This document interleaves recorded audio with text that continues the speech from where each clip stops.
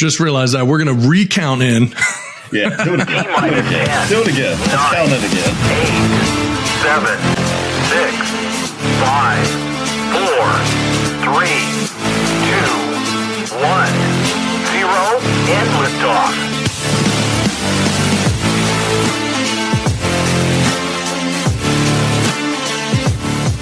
Oh, yes.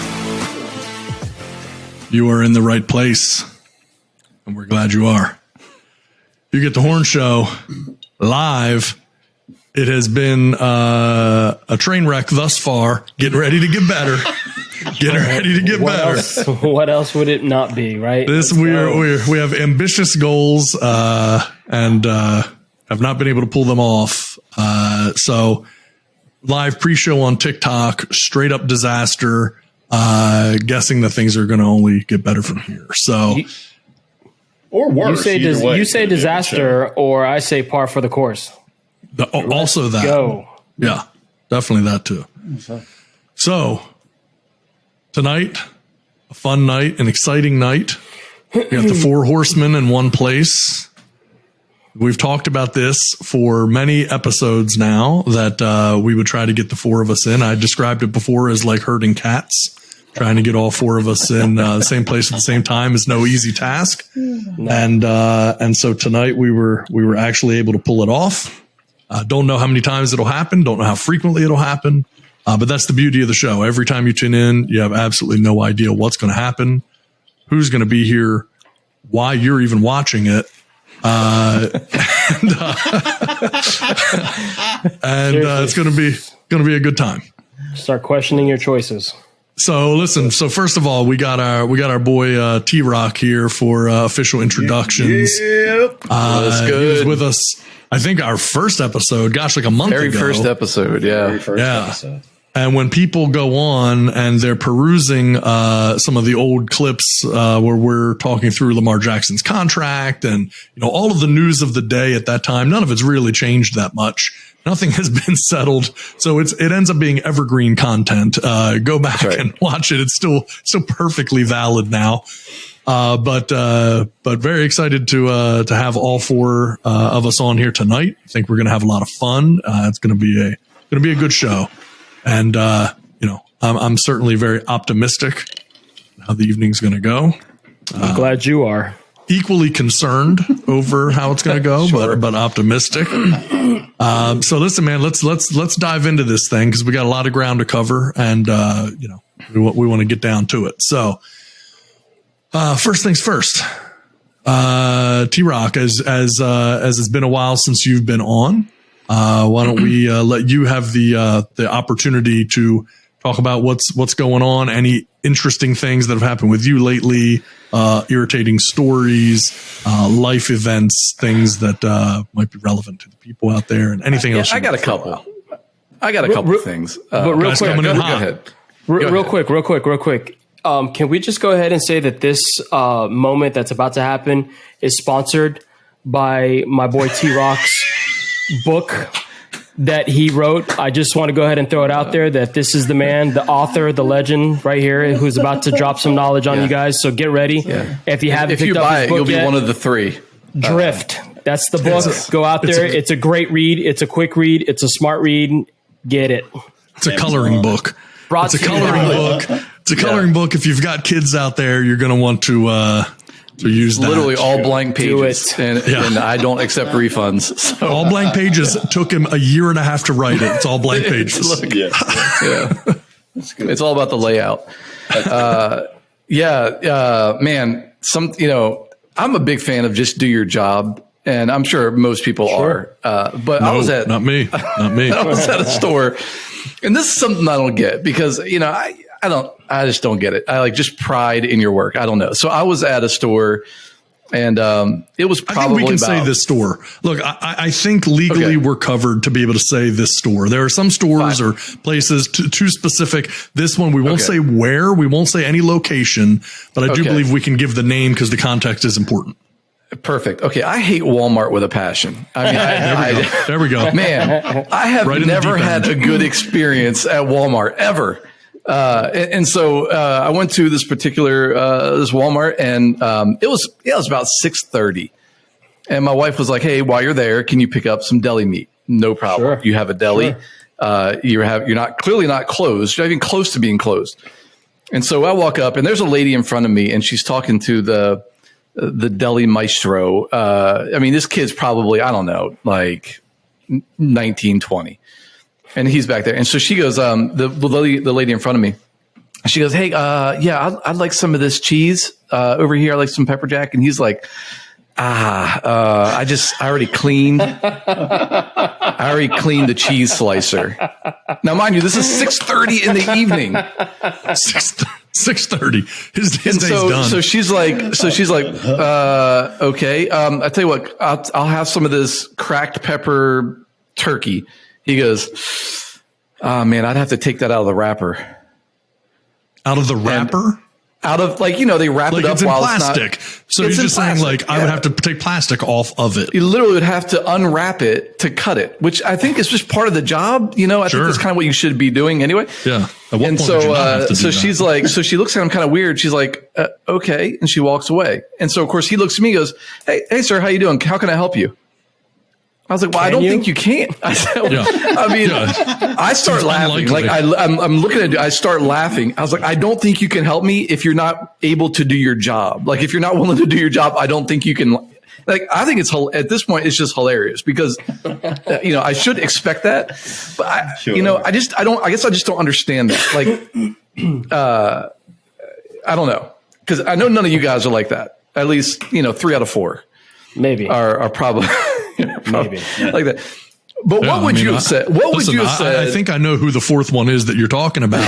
And I'm going to defend myself vociferously because if I got up at noon and it's 6:30, my day is done. Yeah. Like, What more do you I've been done for 2 hours. Yeah. I'm a zombie. I'm sleepwalking at this point. But I mean, this isn't the first time at this Walmart. I mean, my wife was like, well, maybe they had a bad day. I was like, well, no, I think that kind of falls on management, that you should probably go, hey, I need you to, if I'm going to pay you, I need you to work. It's assumed that they're having a bad day. I mean, they're a Walmart employee that you're walking into that works at the deli. They're having a bad day no matter what day it is that you're there. You can't blame that on I can't slice deli meat because I'm having a bad day. Now, mind you, I've avoided this. I've avoided going here for probably I just a can't year. handle the stress. because within a week's period, I haven't gone there in about a year. Within about a week's period, a year ago, I went there. My wife had bought something. Same day, I go back to return it, and they're like, "I don't think we can return this right away. I think you have to wait a few days." what? For what? Why would you need to wait? You're a multi-billion-dollar organization, and you're like, yeah, our systems just aren't up to. I just, we have to transfer money from our checking to our savings. Yeah, that's how it works. That's how it works. I'm good for it though. Don't worry. It takes 3 days. So I mean, obviously, I'm ticked. I'll go home, whatever. And then my daughter needed something. She was sick, so I was trying to go there. I was going there late at night to get something, and this is probably about 45 minutes before they close. I walk up to the doors, and they're like, "Hey, yeah, sir, you can't come in." I'm like, you can't come in. You cannot enter come in. Walmart. Can't come in. They're like, you can't come in right now. I'm like, oh, is everything okay? They're like, yeah, we're closing in about 45 minutes, and we just don't want to. We don't want to have to clean up after hours, so we're just not letting people in now. And they literally have 4. they have 4 employees. I mean, they're straight up like. Yeah, they're like it's a barricade. It's a human barricade. 100%. This is like the protest at Tiananmen Square. Like, why would you just standing in front of a tank? They have 4 of their biggest employees standing in front of the doors. I guess just in case they met resistance of someone going like, "You're still open, though." Technically, you're open. So you're going to pay them to stand outside to not let people come in to buy things with money. Yeah. Yeah, sure. Why didn't you just shut the store down? Like, okay, we're just going to close the store down. Wow, I mean, the manager can't do that. Sure, but let's just put the 4 employees out front and be like, nah, sorry. Human shield this thing. We're afraid you're going to come in here and just wreck the place, and we really want to get out of here early. Yeah. what Well, the I thought paying it was a customers joke left out. initially, so I'm like chuckling a little bit. No, they were dead serious. They were- Serious? Wow. And there have been Incredible. shootings in this area, so I was like, I probably shouldn't push back on this too hard. So they're willing to shoot if it's late in the day. That Sure. they don't mind to. They can't cut deli meat, Yeah. but they'll take a life. Yeah. So No big deal. we'll clean up the That's pool it. of blood that will come from you, Yeah. but we're not messing. Yeah. We're not mopping floors. No, man. No. We got our dignity. Yeah. Oh, that is Yeah. So funny. needless to say, I messaged my wife. Was like, never again. This ain't happening. Never coming back. Yeah. T-Rock, you remember the time I think, gosh, man, this was a while ago. This was at a different Walmart. But you remember when you bought all that Thanksgiving stuff and they charged you like $80 for like 2 pounds of grapes? Yeah. $50 you charged me for a pound of grapes. Well, then there was another time I bought a new Keurig, and But those from were a good Walmart. grapes. Don't just Yeah. skip over No, this. they Those were- grapes they're were organic. really good. Yeah, they they were were organic. Italian ones. Those are They're free. Italian grapes. Those are those They've free been sprayed range for grapes. bugs. They have been sprayed for bugs. Wow. Yeah, no, I bought a Keurig machine there one time and got home only to realize it was used and they had just put it back in the box and then put it back on the shelf. Oh man. So my track record's not good. I just don't have a good track record at really any But Walmart. At what point does it become your fault? Yeah, that's what I was going to say. Like, this seems to be Yeah. more about you than it is No, about I claim no. the good people at Walmart. Yeah. Yeah. I have a sick desire for punishment and I just keep going back. I mean, Walmart's like the heartbeat of America. Sure. And then you're out there just like trying to show up late and trying Well, the to. arteries are clogged in that heartbeat. That's unfortunate. Yeah.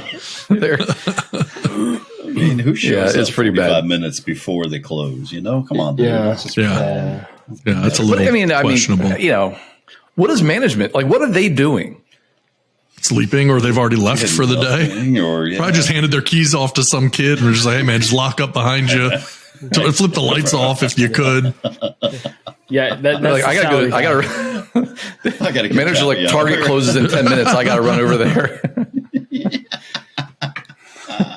Yeah, I don't know, man. It's people, and I don't understand that element. And I don't understand. I don't understand people that will come up. Have you ever had this? Have you ever had someone come up to you and voice their opinion about what you're doing, and you have no idea who they are? Like, you've never met them before in your life.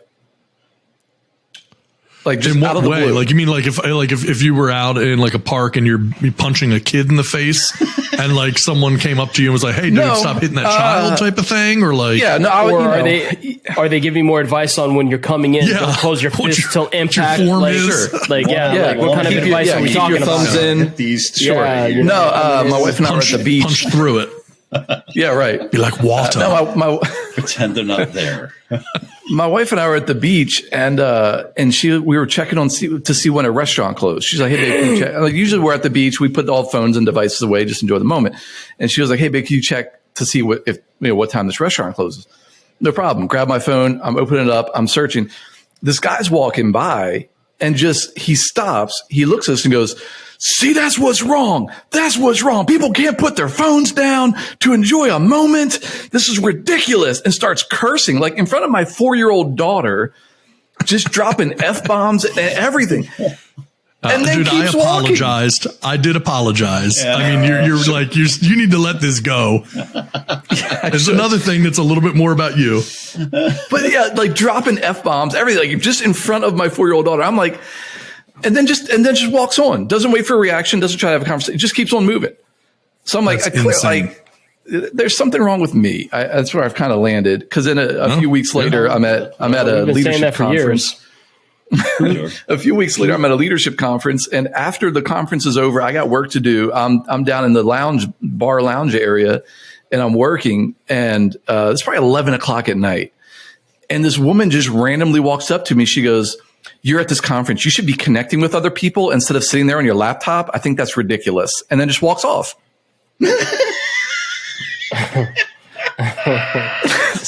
Maybe someone paid her to do that. I don't know. Apparently, I have that face that looks like I care about your opinion. That's the only thing I can figure. Wow. Or a Like, face that he's looks a like you listener. won't hit back. Yeah, Tim, you're approachable, Tim. You're Yeah, you're way just too totally approachable. approachable. People feel I like need to they come can up with a approach you and talk comeback. to you. I need a comeback because I'm so shocked in that moment. Like, I don't know what just happened. And by the time I'm like, they're already gone. Yeah. No, they get you. They get the one-liners in, and then they're out. Yeah. You should say like, yeah, you're at this conference too, and your husband's sleeping with another woman while you're here. Wow. Just Wow. I mean, hey, in the off chance that you don't want her to do that again, that's how you shut it down. yeah. Go I think right they to call the that bone, checkmate. I think right there. Checkmate. You wanna- Is that right? It's a solvable problem. This is a solvable problem. I need to get some of those just has gangster to hurt. shades and put them on as soon as I say it. That's it. Yeah. Gosh. Anyway, that's what's been up in my wonderful life. So people Fantastic. generally just don't like you is what it really boils down Or at least respect you. Minimally, they don't respect you. They do not. They do not. They don't know you enough to like you or not like you. They just don't respect you. Wow. Yeah, I feel like if I was like 6'2" and built like a tank, like Tatarillo, I probably wouldn't have these problems. Sure. I don't know. I don't know. It's hard to say. But I got the shoulder muscles of a 12-year-old girl, so I'm assuming people look at me and they go, like, he's fragile. I feel like I could say something to him. I'm going to take my day out on him. For sure. I didn't kick my hairless cat, and he looks pretty similar, so I'm going after him. That guy looks like everything that pisses me off.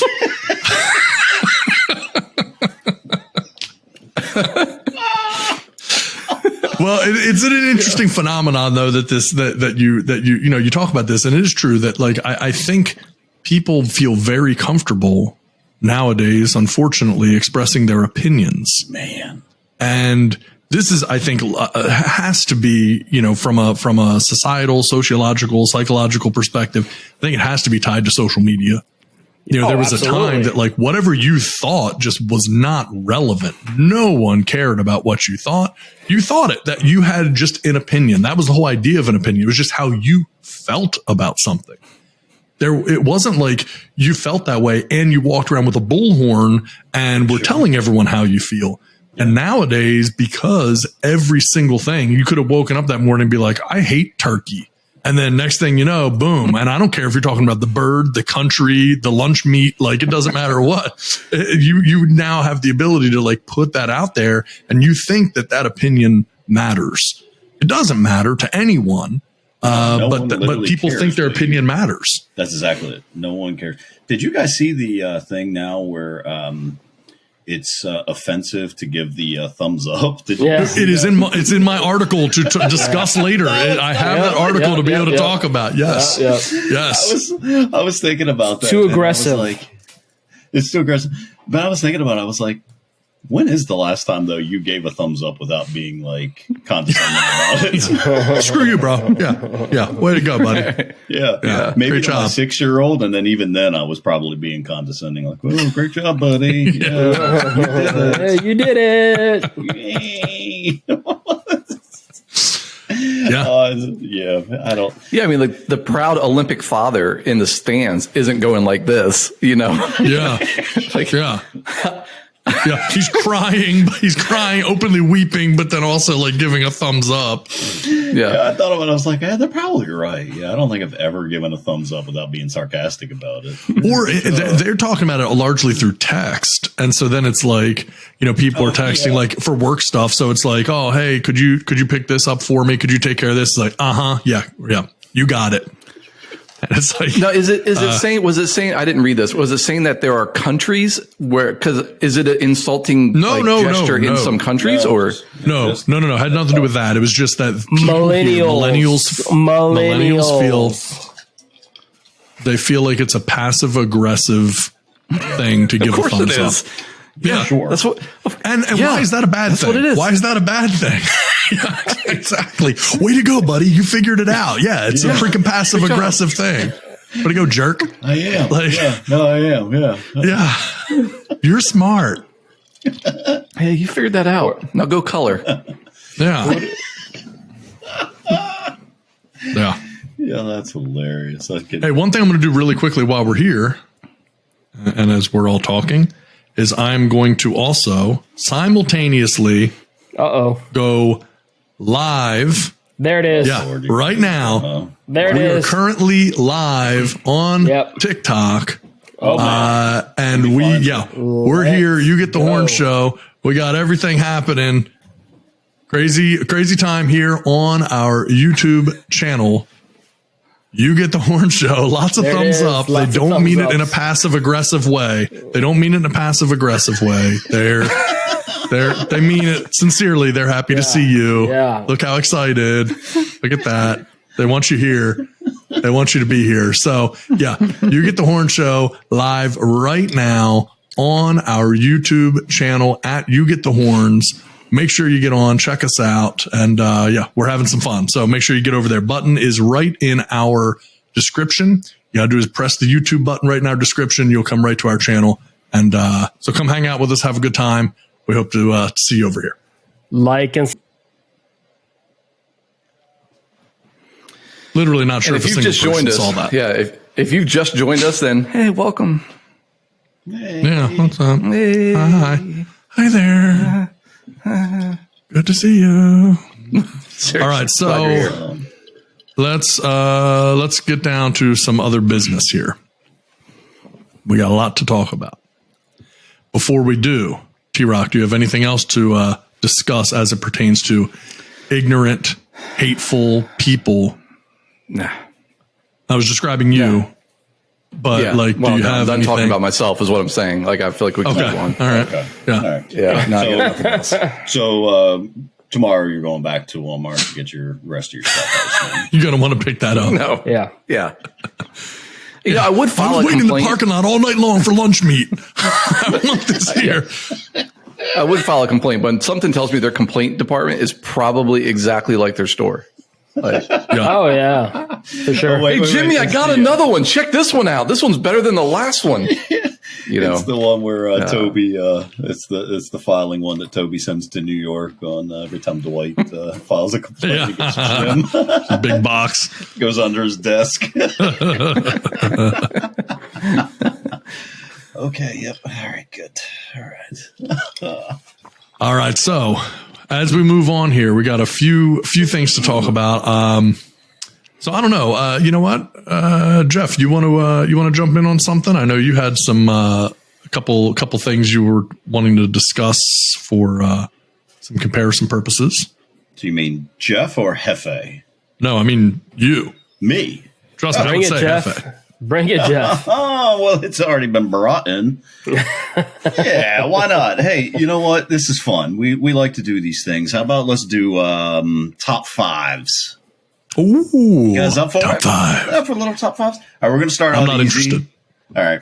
Then I got nothing. So let's play All it right, all big. right. Fair enough. Yeah. Call my bluff. Next. All right. Well, it's going to be a quick show tonight. these ideas suck. All right, Budget top cuts. Can we do five. top two? Yeah, top All right, two. so let's throw to it though. You got some ideas. Top five. These are always good lists, always interesting. We have these debates when we're sitting around, hanging out, talking. Let's bring it top five. right. What? We're going to do an easy one right now. We're going to do top 5 NFL power rankings. Oh. All right. Okay. So we're going to do 5 to 1. 5 is your number 5. 1 is the best, right?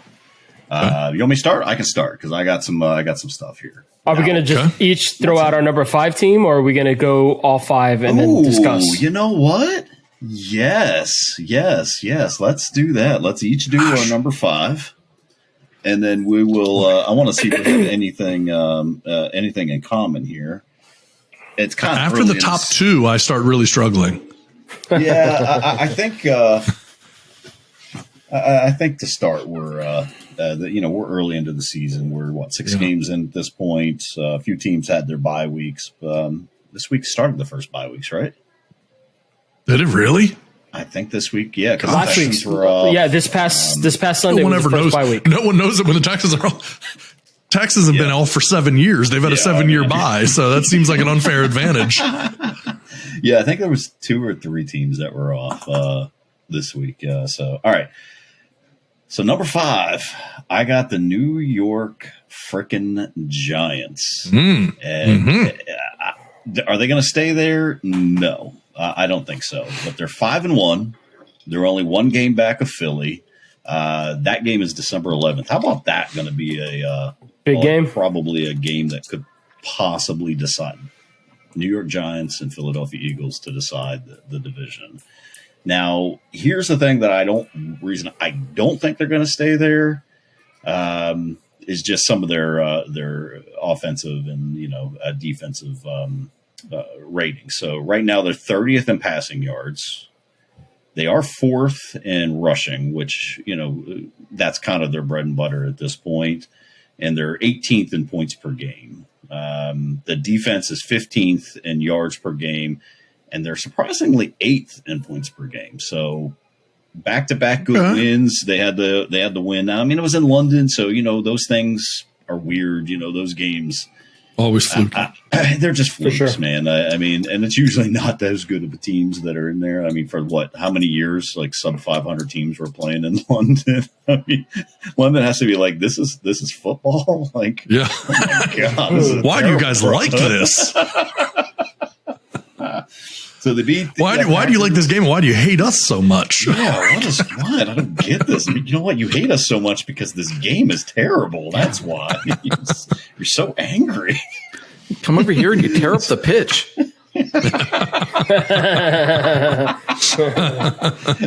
Don't you know? Yeah. Forgot. Oh, yeah, but do some of them in Montreal.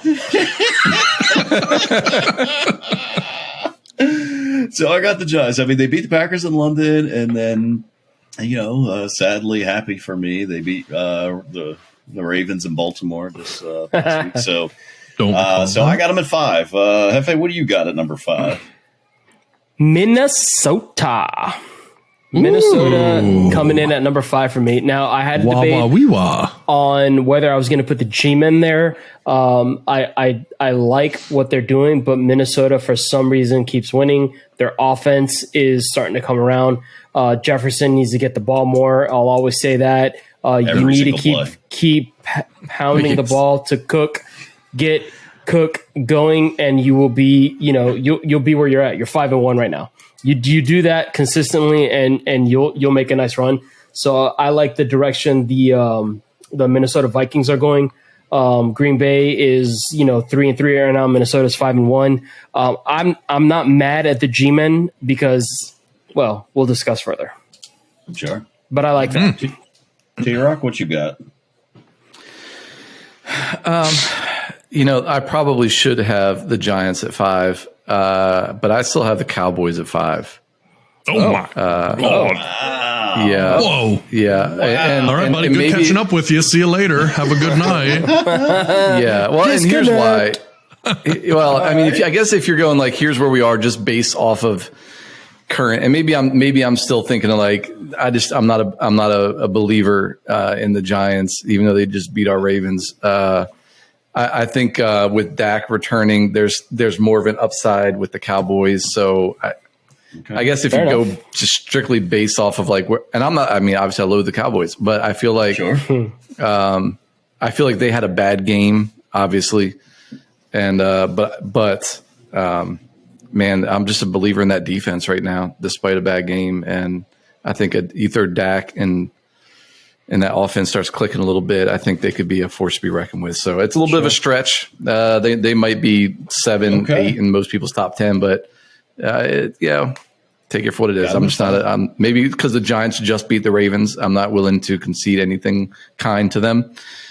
Sure, but I don't think it's going to sustain. I don't think they could sustain Giants. So I'm sticking with the Cowboys right now. All right. Fair enough. A little bit of a shock, I will say. Tatarula, what you got going? Look, this is an interesting one. I flip-flopped between number 4 and number 5, went back and forth a few different times here. And I'm actually going to join Hefe here on the Vikings. Okay. I really was torn here on this number 5 spot between the Vikings and the Giants. Really had a tough time, but I'm gonna lock in on the Vikings here. Again, part of it's what we've seen already, and I don't even think they're close to having it fully figured out yet. So, there's a high ceiling there. I good team, great talent, and they're finding ways to win. So, you can't take that away from them. So I will go Vikings number 5. Okay. Yeah. Well, number 4, I've got Vikings. They're 5-1. Now, they probably should be a little bit higher, but I mean, with the other teams I have, I couldn't put them any higher. They essentially have a 3-game lead right now over the Packers because they won in week 2. Yep. Is it 2? Oh, no, I'm sorry. It was week 1. They beat the Packers in week 1. So right now they essentially have a 3-game lead, which that's huge, man. That's big time. They're 23rd in rushing, which, that mean for the Vikings team, that's kind of that's pretty low. So that's probably something they're going to want to get figured out. 9th in passing, which I was a little surprised because me and T-Rock have Kirk Cousins in our fantasy league, and I feel like that dude gives us like 14 points a game. So their defense is 26th in yards per game, but 12th in points per game. So I guess it's a bend don't break type of a defense. So I got Mini at 4. Hefe, what you got? I'm looking at the G-Men coming in at number 4. Again, I think that they're doing what I think Minnesota should do is sticking to the run, right? Because Saquon is having an outstanding year. He is running hard. He's trying to prove himself. He's trying to make sure everybody doesn't forget who he is. Now, right?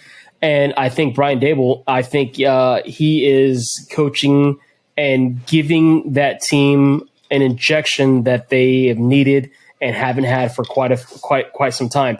And to T-Rock's point, yes, the Cowboys could come storming back once Dak gets there.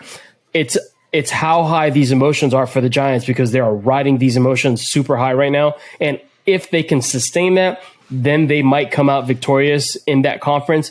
But again, T-Rock, you're not wrong about Dallas. If things start clicking and they do what they need to do, they could be the team that comes out of that conference. But I have the G-Men right now at number 4 because they are consistently running it, and that new coaching staff has that team running high. Yeah, I like it.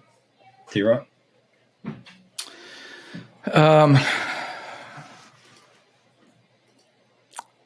This is No, Lord. I'll stick with this is the. not going to be a good pick. Oh man, Not going to be a good oh pick. man, here I'm it just a comes. big believer in Justin Here Fields. it comes. I just see the Bears coming on strong. Yeah, I mean, I got the Chiefs at 4. Whoa. Okay, you know what? 4. Please do. You mean 4 what? 4 Super Bowl champion? I got the Chiefs at 4. Right on. Four. I like Let's this. go. I like I want to this. hear this. Let's go. Gutsy He play. is spicy. Yeah. Feeling the heat. Well, a few things. One, the wide receivers haven't really. I mean, obviously, Mahomes he'll throw to 37 people in the course of a game, but they don't have the dominant outs like they've had in the past, and it's shown with just with reception. So they're not as scary as they were with Tyreek, and so I think they can lock down and double team Kelsey. Run games, it's average, and which it's been with them anyway. So Sure. I don't think they're as scary as they have been in the past. I don't think they're as much of a threat as they have in the past, and they're 4-2. So I don't know. And of course you lost to the Bills, which I mean, there's no shame in that, obviously, but No, not at all. you put them head to head against the Vikings. That might be a tough game. That might be a tough game for them to win. Wow. Huh. So, obviously you're going to have better QB play. But I mean, from a wide receiver standpoint, for some of the other offensive weapons the Vikings have, I think they could make it. I think they could make it tough on them. So I'm actually putting the Chiefs at 4. Listen, Chiefs Tim, at 4. Tim, to your point about them not having a wide receiver that can separate himself, right? We all know that their big signing was Juju, bringing him over, and they were thinking that he was going to give them something, but he's turning out to be somewhat more of a possession receiver than that over-the-top receiver that they're missing from Tyreek Hill. But if they did, that's stupid because he's always been a possession guy. Right, He's the guy that you're going to throw the ball to on third down to get your first down. Like, he's not going to take the top off anyone. Yeah, no question. So if they planned on that, then that would be kind of silly. What I was going to say is more so the fact that they're rookie wide receivers, the kids that they've been drafting for the past 2 to 3 years, those are the ones that haven't panned out. And I know we all have that the alerts set on our phones where we get the updates of what's happening. So Tim, to your point about them not having a wide receiver, Travis Kelce just restructured his contract to make space for Kansas City to what I would think, and I think Jeff, you said it too.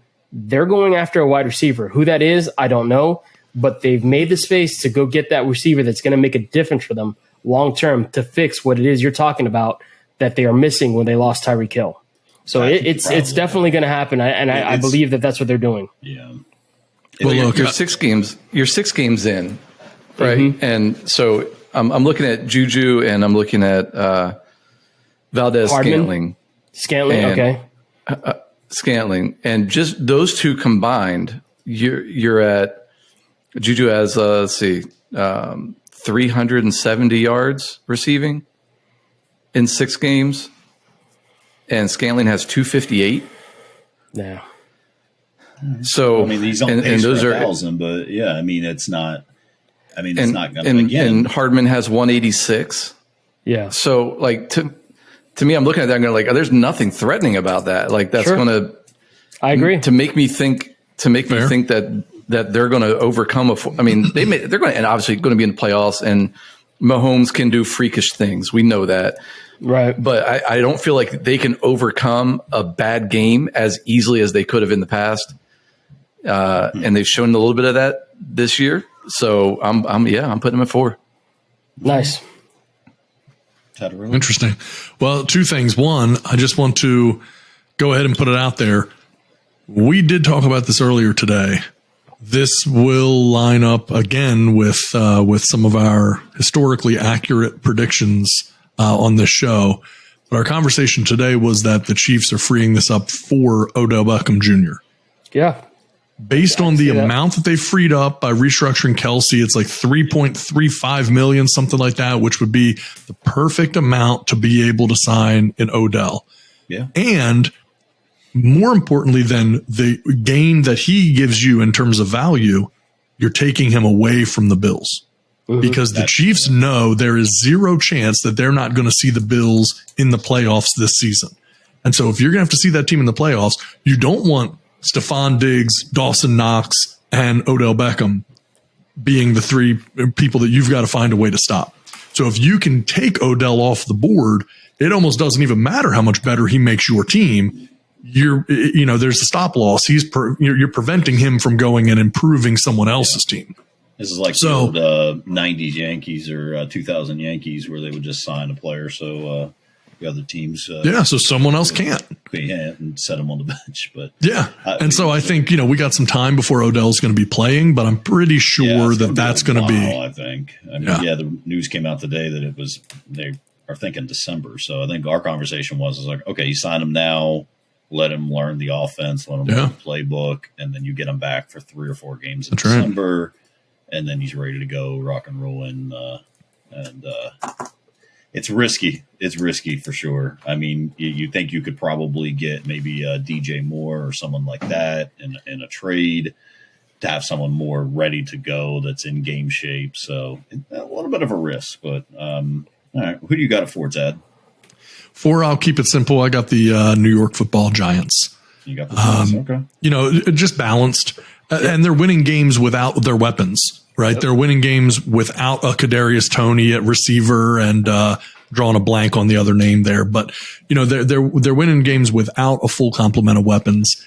And when you look at what Saquon's doing right now, that is a different dynamic on any, for any team, right? He's just running the ball well.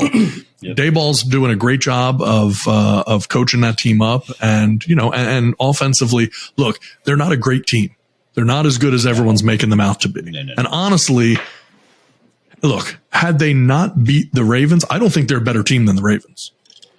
But No, I think, but they just beat them. And 8 out so of for 10 that times, reason, they're probably loose. Yeah, I really agreed. do. But in this instance, I can't put them ahead of the Ravens because they just beat the Ravens head to head. And so, I got to give them the edge based on that. But I don't believe they're a better team, but I do think they're going to get progressively better. And their schedule's not bad. Like if you look at their schedule, I mean, it's not a bad schedule. And if they can run a really solid ball control offense, I really think they can continue to win some games. So I've got the Giants at number 4. All right.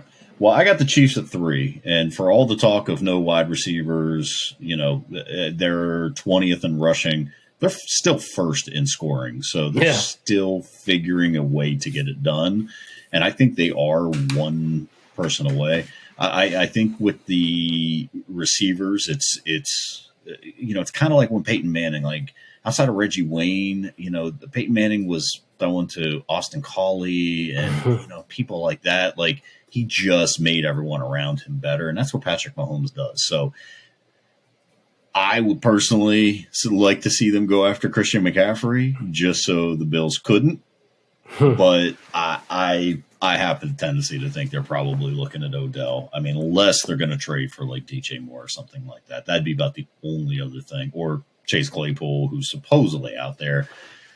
That I don't think is going to happen. That's just a weird one. Yeah, it's a weird one to me, but it's floated out there. So, and their defense is I mean, they're giving up almost 25 points a game.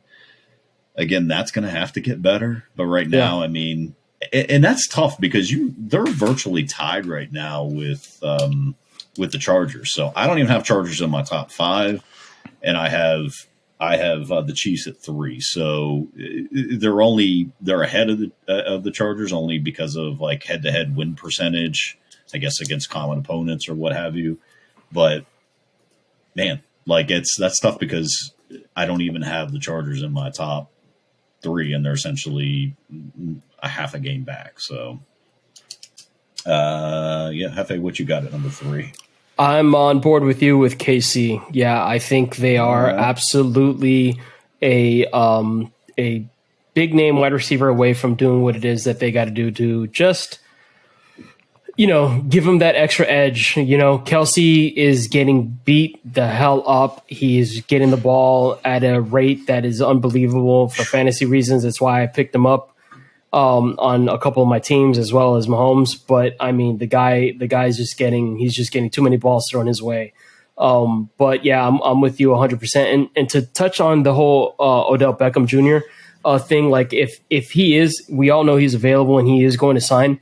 I'm kind of curious as to why you guys don't think that he would be available to maybe even go to the Ravens. Like, is that not an option? Because I feel like with Bateman, if he's not, I think he's questionable. Like, are you guys still missing that one receiver that could maybe separate you guys and get you guys into that next Kansas City and Buffalo, where you guys are just battling with them offensively? I think there could be something there, but I'm getting away from our top 5 list. I have KC. I just wanted to throw that out there because I think that could be a name that could fit you guys there in Baltimore as well, but they're not a part of my top 5. So I'm just throwing that out there. Yeah. Look, I'll touch on the Odell thing really quickly. There's always been a lot of rumor and speculation about him coming to the Ravens. I don't see it happening. The reason I don't see it happening, though, is because he's a straight up free agent. Mm-hmm. And, when you're picking where you want to go and you have your pick of anywhere, the Rams won him and he just won a Super Bowl there last year and he's catching passes for Matt Stafford with Cooper Kupp on the other side of him. You go to the Chiefs and you got Patrick Mahomes and that whole complement and Andy Reid and, just a ton happening there. You got Buffalo, Josh Allen, Stephon Diggs on the other side of you. I mean, it's just like everything lines up so well for him to be able to put up really impressive statistics on those teams that, I think Baltimore could be interested and I think it could make sense for him. But if I'm him and I'm weighing that out, I'm just not, I don't think that's going to be at the top of my list for where I can put up stats when I know that I'm trying to get back into, into a bigger role on an offense. So I think it makes sense to get all the stats you can get. I don't want to go too far down a rabbit hole on that because we got to continue with the top 5. But yeah, just wanted to touch on that. Yeah. J-Rock, who you got at 3? I got the Vikings. Got the Vikings at 3. Wow. I mean, I think top 2 are probably going to be pretty similar for most of us. I know I flipped it with Cowboys and Giants. But yep, got the Vikings at for all the reasons y'all mentioned earlier. Just where they're at. That's why I got them at 3 absolutely. over the Chiefs. Strong. Nice. Is that a real? Number 3, I have the Philadelphia Eagles. Oh, at 3. Ooh. At 3. Yeah. Okay. You don't trust that 7-0, huh? Not at all. Look, they're a good team. They're a good team, talented team. They got a lot of good things happening, but they haven't been tested yet. And for me, no, they're not at all. I mean, they could be 12-0. They could be 12-0. I mean, we're there. It's going to be December before they play a tough game. That's it. So for me, though, when I look at this and I go, well, okay, if they had to play the Bills right now, I'm not going to pick them to beat the Bills. If they had to play the Chiefs right now, I probably have more confidence in the Chiefs. If, and this is where I really had some struggles on where to place them. I trust them against the Giants, trust them against the Vikings, but even those games I think would be toss-up games depending on how physically they played and how physically the other team played. So to me, even though I love the record and I love the way that they're playing, to me, I have them at number 3 until they face a challenge. They haven't gone through anyone. If I look at the Giants and I can go, okay, you've beaten at least 1 or 2 good teams at this point. The Vikings have gotten some wins. The Bills and the Chiefs obviously, have won some tough games. The Eagles they're the weakest team for us to talk about record wise in terms of schedule, who they've played. So they're winning the games they should be winning, but that just doesn't do a lot for me. So Eagles number 3. I got the Eagles at 2, and the reason I have them at 2 is because they actually beat Minnesota pretty handily in week 2. Now, early season, it's so tough, but I mean, listen, they're still only 1 game ahead of the Giants, which is insane, which is crazy that I have 2 teams in the NFC East. I mean, I didn't expect, I picked Washington at the beginning of the year to win that division. So, here we are, but they're the only last unbeaten team. But listen, they're 3rd in passing, 5th in rushing, and 4th in scoring. Yeah. Their defense is 4th in yards per game, and they're 6th in points per game. Again, the reason I couldn't rank them ahead of and I'm going to go ahead and say Buffalo at number 1 is the fact that their best win right now is Minnesota. And but again, they're not going to be tested. We looked at their schedule last week, 2 weeks ago. Yeah, I think it was, And we're like, okay, they're not going to be challenged. There's not a challenge coming up for this team until I think they faced the Packers, and now we're not even so sure about the Packers at this point. So their best game might be that December 11th game against the Giants. They may go, 14-3 at this year. I mean, honestly, they may just go roughshod on everyone. I'm not convinced yet, but that defense is playing amazingly well. They're they're just a balanced team. So I couldn't rank them ahead of the Bills, but they're at least balanced at this point. So the only thing I have is that the competition they faced. That's it. So, Hefe, what you got? Yep, I'm with you. Eagles got those guys, got the birds flying right there. I think that everything you said, and I think it's kind of one of those things that they are undefeated, so that's where I have them because it's still the NFL and it's not easy to win games. So for them to be able to do what they've done so far, and they are at 6-0. In a conference, again, I know we talked about a few weeks ago, that is, for the most part, outside of the Commanders, everybody's winning. And, 4-2 is the worst team, the second worst team in that division. So when they start beating up on each other, I think things will start, panning out again to the whole Dallas Cowboys thing. But yeah, once they start facing each other head to head, we'll see what that whole thing is made up of over there in the NFC East. And when we went down that rabbit hole of like where do the Eagles lose? I don't know if that was your segment, Jeff, or if Tad was the one who did it. But yeah, we went deep into that schedule before we were like, yeah, I guess that could be a loss, right? So yeah, I got the Eagles there. We figured out like they were facing the Packers at home, like they were going to be favored in every single game. Every tough game they have is in Philly. Yep. Yeah, so they're favored the rest of the way. I mean, unless Jalen Hurts just goes down, and I don't know. They still got Mr. Mustache as their backup. Gardner Minshew. I don't think so, but I'm not sure. Don't remember what happened to him. I'll find out real quick. See who their backup is. All right, Tim. I assume you have the Cleveland Browns at number 2. Yes. Based on your other choices. Paper champs. Always. Every year. Like you look at their roster, you're like, how are you not undefeated? But this is an all Madden team. Yeah. Seriously. Yeah. So who you got, Tim? They'd like it too.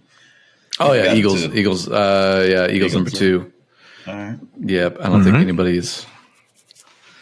I think we probably all got the same number 1. I would imagine. I can imagine. Absolutely, man. The New York Jets. Baltimore Ravens. JETS. Woo! Man. So you had the Eagles at 3, Tatarulo. So at 2, you got the Chiefs. You know it, Kansas City Chiefs. I trust Patty Mack till he gives me a reason not to.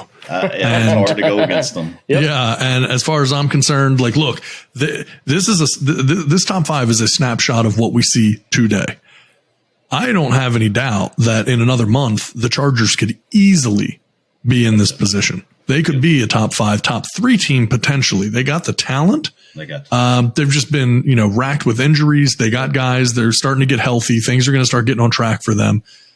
So they could definitely get in here. But as far as I'm concerned, until Mahomes, it's a combination. You got Mahomes and then you've got Andy Reid. And when it comes to game planning and figuring things out, if you have one of the best tight ends in the league, you have one of, if not the best quarterback in the league, you have one of the very best offensive structures in the league, and one of, if not the best head coach in the league, it's hard to go against that team. I still am technically because I have them at number 2, but very, very similar in structure to the number 1 team as well. With you could say a lot of those exact same things about. So there's a reason it's not good enough. The Green Bay's not on this list. Aaron Rodgers is probably better than any of these quarterbacks, right? In terms of like what his natural skill set is. Yeah. But you can't just have that one player. And so when we're talking about these teams, we're talking teams that have 3 to 4 really, really good players at various positions. And so, yeah, it's Chiefs at number 2. All right. I presume we all have the Bills at number 1 then. Yeah, we don't even need to jump around. Everyone has the Bills at number 1. Yeah. So Jets. Well, I tell you what. Robert Saleh doing some good things. The Jets are 1 game back. Taking receipts. At this point. Taking receipts. Now, Got here's receipts. why, though. If Don't return it to Walmart. Walmart will not accept the receipt. Well, unless it's a couple of days old. Yeah, come back in a couple days. It's Not same day. Not same day. Not the same day. No one's going to know when they listen to this later what we're talking about. Sure, no, not at all. So if anyone out there who wants to comment and be like, come on, Eagles are undefeated. How could you not rank them ahead? Listen. Fair question. Here is the Bills' offensive rankings. First in passing, 17th in rushing. Is there a trade imminent here coming up for a running back? Very possible. Second in points per game. Their defense is second in yards per game, and they are first in points per game. They are giving up 13.5 points per game. This is why they're ranked ahead of the Eagles. They beat them in every statistical category at this point. So Ravens are giving up 13 points in the second half of the fourth quarter. 3 minutes left. So I don't think it's going to stay here. I would be shocked if like Buffalo and Kansas City didn't stay in our top 5 the rest of the way through.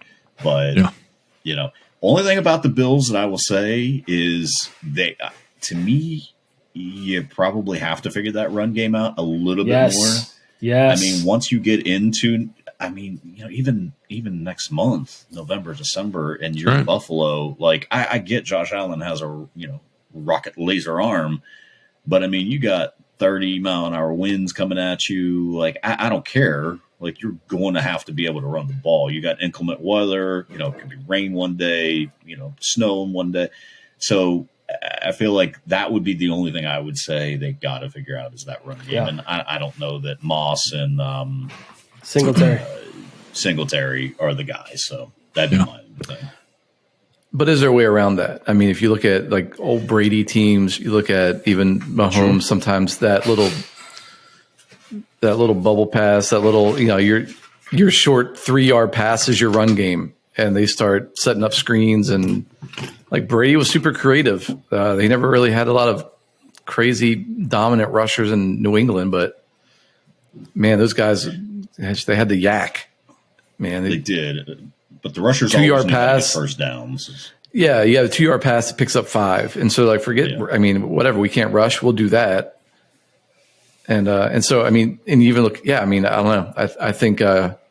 If they're patterning it after Mahomes and previous Mahomes teams, I think it's possible. Now, like you said, you're in Buffalo. It's going to be a little more challenging, maybe, with some of your home games.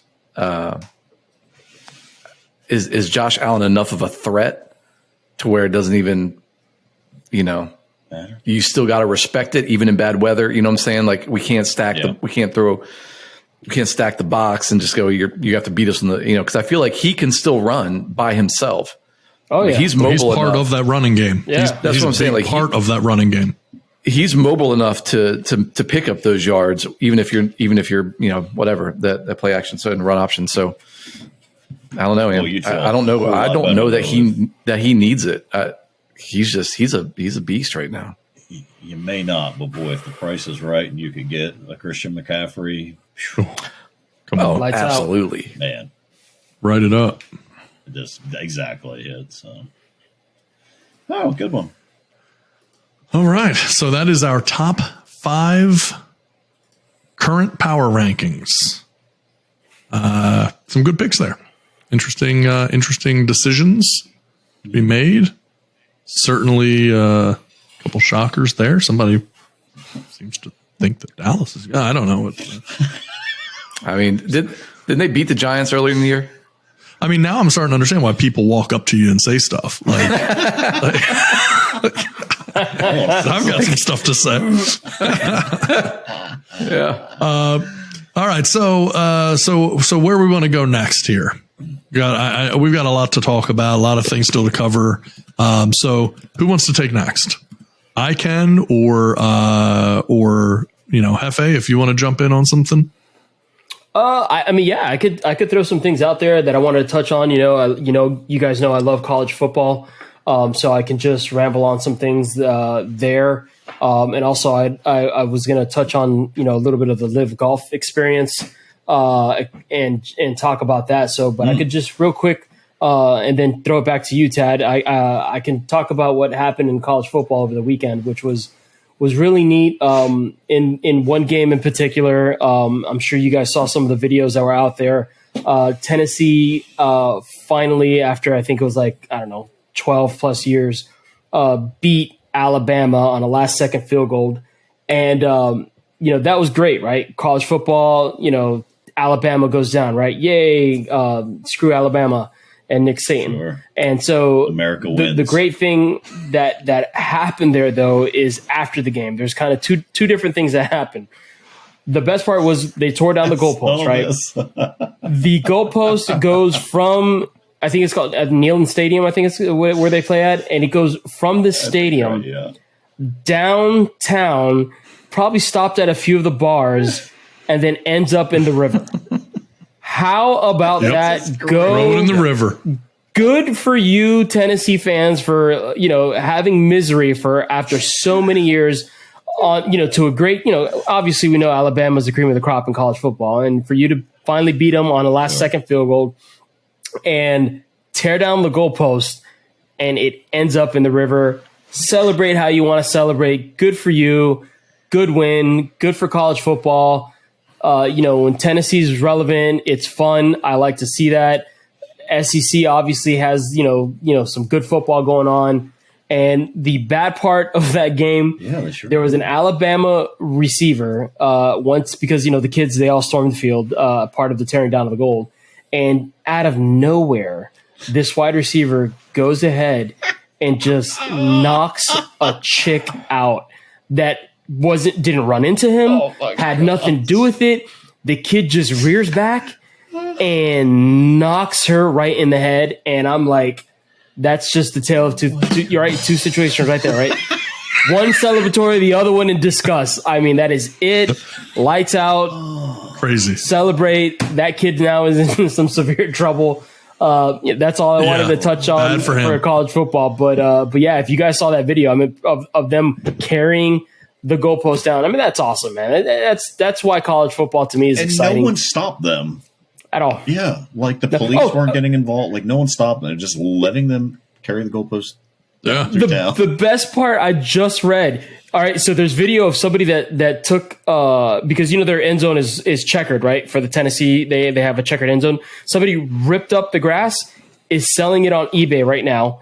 Pieces of the grass for I forget how much the amount is because of this victory. The other thing, Tennessee just put out there they're seeking donations to help for a new goalpost. Mm-hmm. Come on, $20,000. It's $20,000 to replace the goalposts. And it's like and I feel like this is the biggest scumbag move, right? So what they did, they're taking, and it's something like $6 or $12 donations for how many years it's been.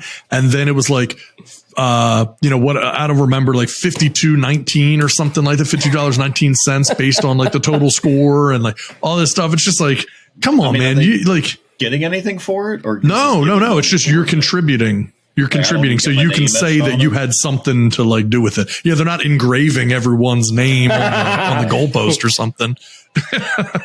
So they got fined what, $100,000? Yeah, was that the fine that they got? $100,000. Yeah, the SEC levied a fine on them for doing what they're doing. So, and they cut to the president that was in one of the boxes up there. He looked all cool with a cigar in his hand, and he's saying, "Oh, I'll gladly pay that fine. I'm not worried about that." You know what I mean? Like, oh, you're the man now. You don't, no problem paying it, but now you're seeking for donations to help pay for a new goalpost. Come on, dude. So be better. A random $100,000 check from Peyton Manning is what they're going to get. Yeah, right. So what's the fine for though? What was for the people storming the for kids rushing the field? Yeah, because you're not allowed to do that. I mean, how do you stop that? Right? Yeah. What are you supposed to do about that? You stop. Yeah. Yeah. What was it, Jeff? Was it interesting. 15 straight losses? Was it 15 straight losses against? Oh, yeah, that was pretty bad. Yeah, it was so double one digits thing that straight I thought losses. There was definitely there was a great video out there. So Peyton Manning owns a bar in Knoxville. I don't know if you guys saw this or not. Shocker. Peyton Manning owns a bar. After the game, he has a pretty crazy lineup of people that are hanging out with him at this bar. Particularly for, these are musicians, particularly if you're into country music or honestly, like some of the biggest selling people. He had Morgan Wallen, Kelsey Ballerini, and Chris Stapleton all at his bar hanging out. He has Morgan Wallen play a 3 or 4 song set for the crowd. Totally unexpected. So they just like walk in. This place is packed. They're going behind the bar. They got a little stage there. Morgan Wallen sings a few songs. And I mean, they have some amazing video of the guy that was on there, who's just like the local guy playing guitar on stage, who they're like, hey buddy, why don't you step aside and let Morgan Wallen hop up on here and do like 4 straight massive hit songs. And so he goes up there and so the guy is off on the side of the stage and he immediately starts recording like over Morgan Wallen's shoulder. And you've got like the crowd. I mean, the crowd is 3 feet in front. I mean, it's a little college bar, 3 feet in front of the stage. People are freaking out, just, seeing people there. So it was a very interesting scene there. Peyton Manning, Chris Stapleton, Morgan Wallen, Kelsey Ballerini hanging out after Tennessee's win. So it'd be great if in that video cool. you see the goalpost going by the window down the street. Yeah, somebody should Photoshop that in. As it just goes by. Is that Peyton Manning in there? Wait, that might be the only time the thumbs up actually isn't being condescending. Yeah, well, I'll go get it. All right. Anything else on college or anything before we flip it to the next thing? And I mean, I feel like that was the biggest news that happened over the weekend. I mean, the most interesting that people are going to care about. A lot of things happen, but nothing too out of the ordinary. Like I said, my Canes got back on track. That's all that matters to me. But other than that, I now defer to you, Tatarello. All right. So a couple things here. We already touched on the thumbs up. So that was going to be one of the things that I wanted to talk a little bit about. And it is an interesting world we're living in. I've got a few things here that I want to get everyone's take on. And so here's the thing. We've got some that are a little bit maybe kind of lighthearted or interesting, at least. One that's, a little bit of a disappointment to hear. But it did it put me in mind of someone that I know have a great deal of respect for and grew up watching. So I don't know, where you guys want to start with, something lighter or something heavier? Oh no, go heavy, man. Yeah, go heavy. Go heavy? Let's go. Bring it. All right. So we're going to go a little heavy on this one. But it's going to lead into something else. And again, I want to make sure that everyone understands when we're talking about maybe a disappointing or difficult subject, but have a lot of, optimism and hope around this. Dikembe Mutombo, great NBA player, former player, amazing guy. Dikembe Mutombo starting treatment after being diagnosed with a brain tumor. Oh. And, a guy who we literally not only grew up watching, but a guy who really, in my opinion, popularized defense in basketball in a way that you just didn't really see previously, right? Mutombo is obviously famous for the finger wag. This is a guy who blocked shots, just all day. Phenomenal player.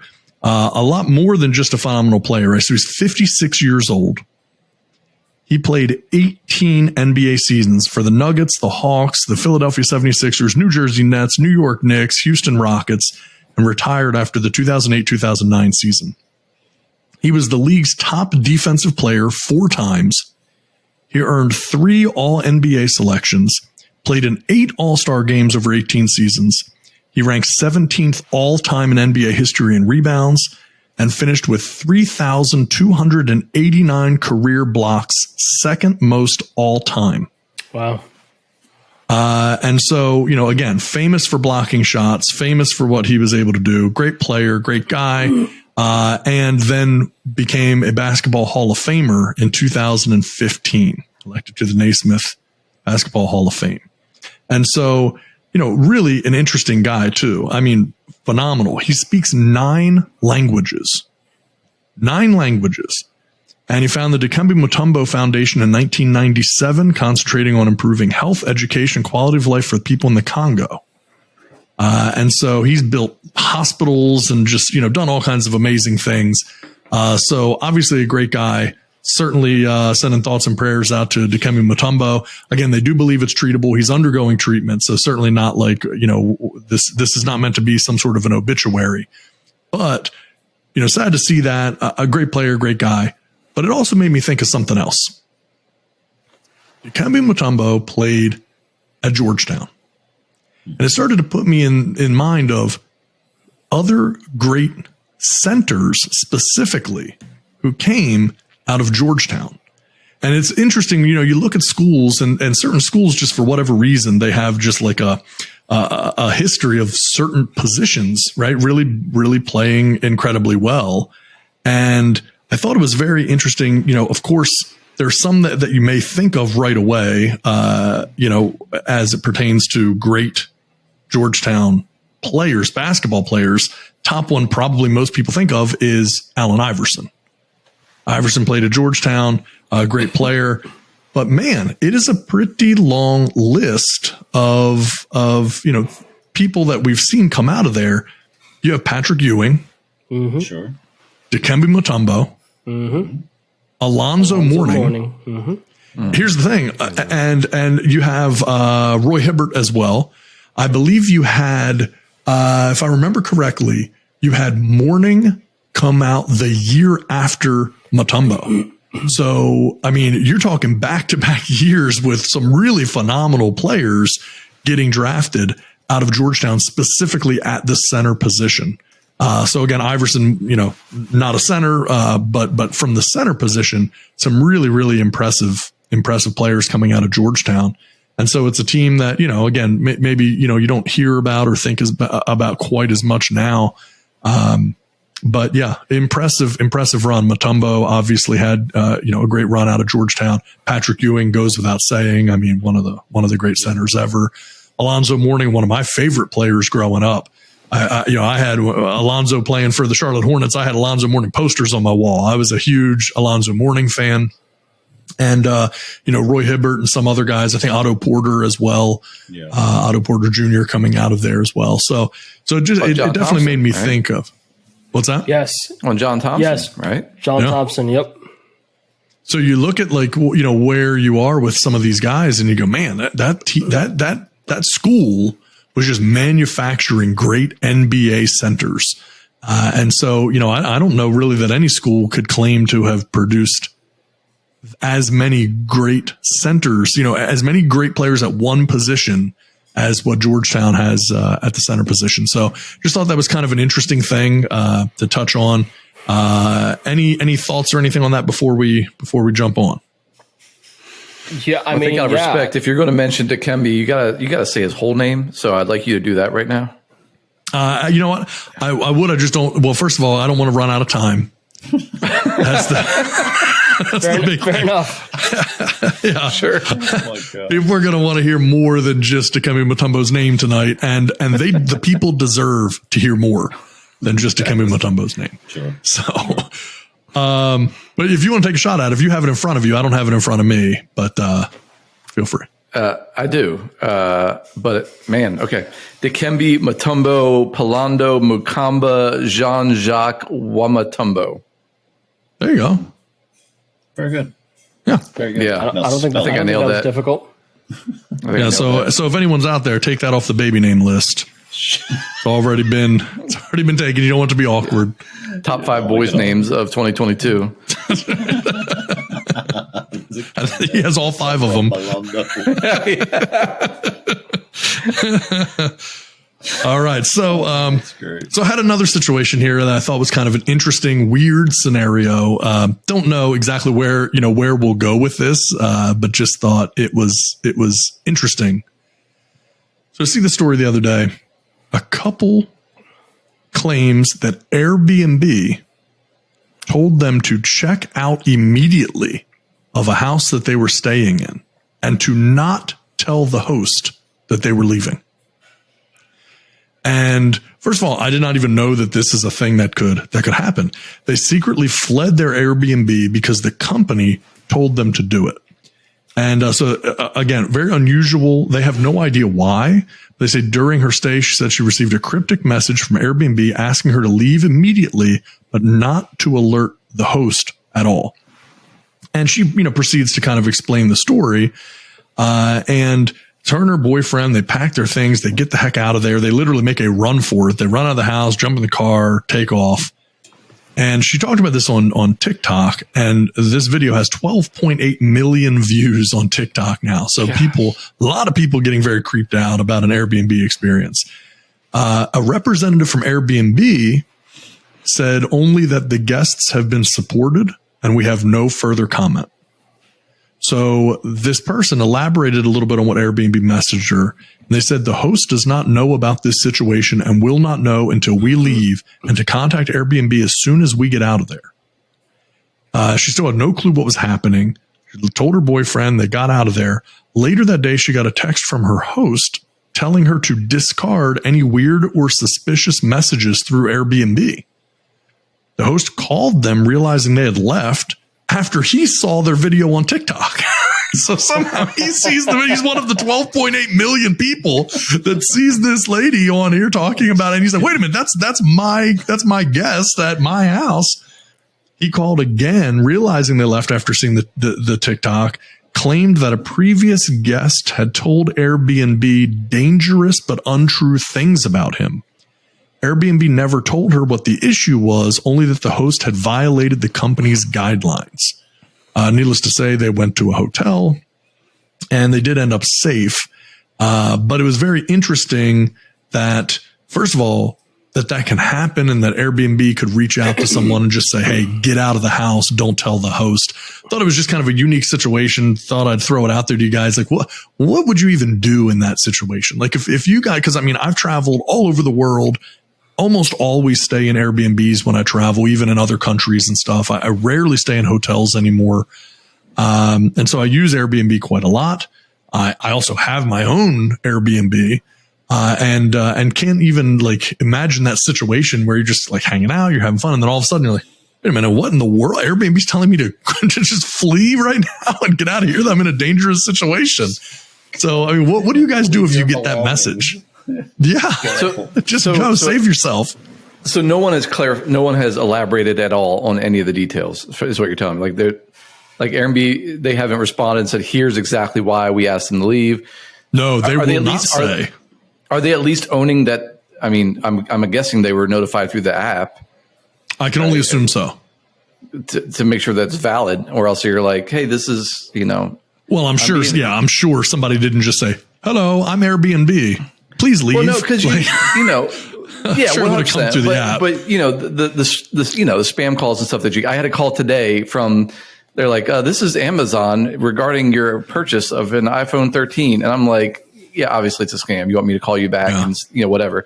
So I didn't know if it was one of those things where they're like somehow they, Well, no, because as I quoted Airbnb, they said Airbnb spokesperson said that the customer has been supported and that's their only comment on the matter. So clearly they didn't say like, that's not real. That wasn't us. They seem to be acknowledging that it's a real situation. And we don't know what the house is. Like, I'd love to look it up and see if it's still there. I know. Airbnb. Like some sort of weird murder house. And just like, yeah. So, but they're all Browns fans. You know what I'm saying? Like, that's right. It's like, get out. Get out now. That will rub off on you. Yeah.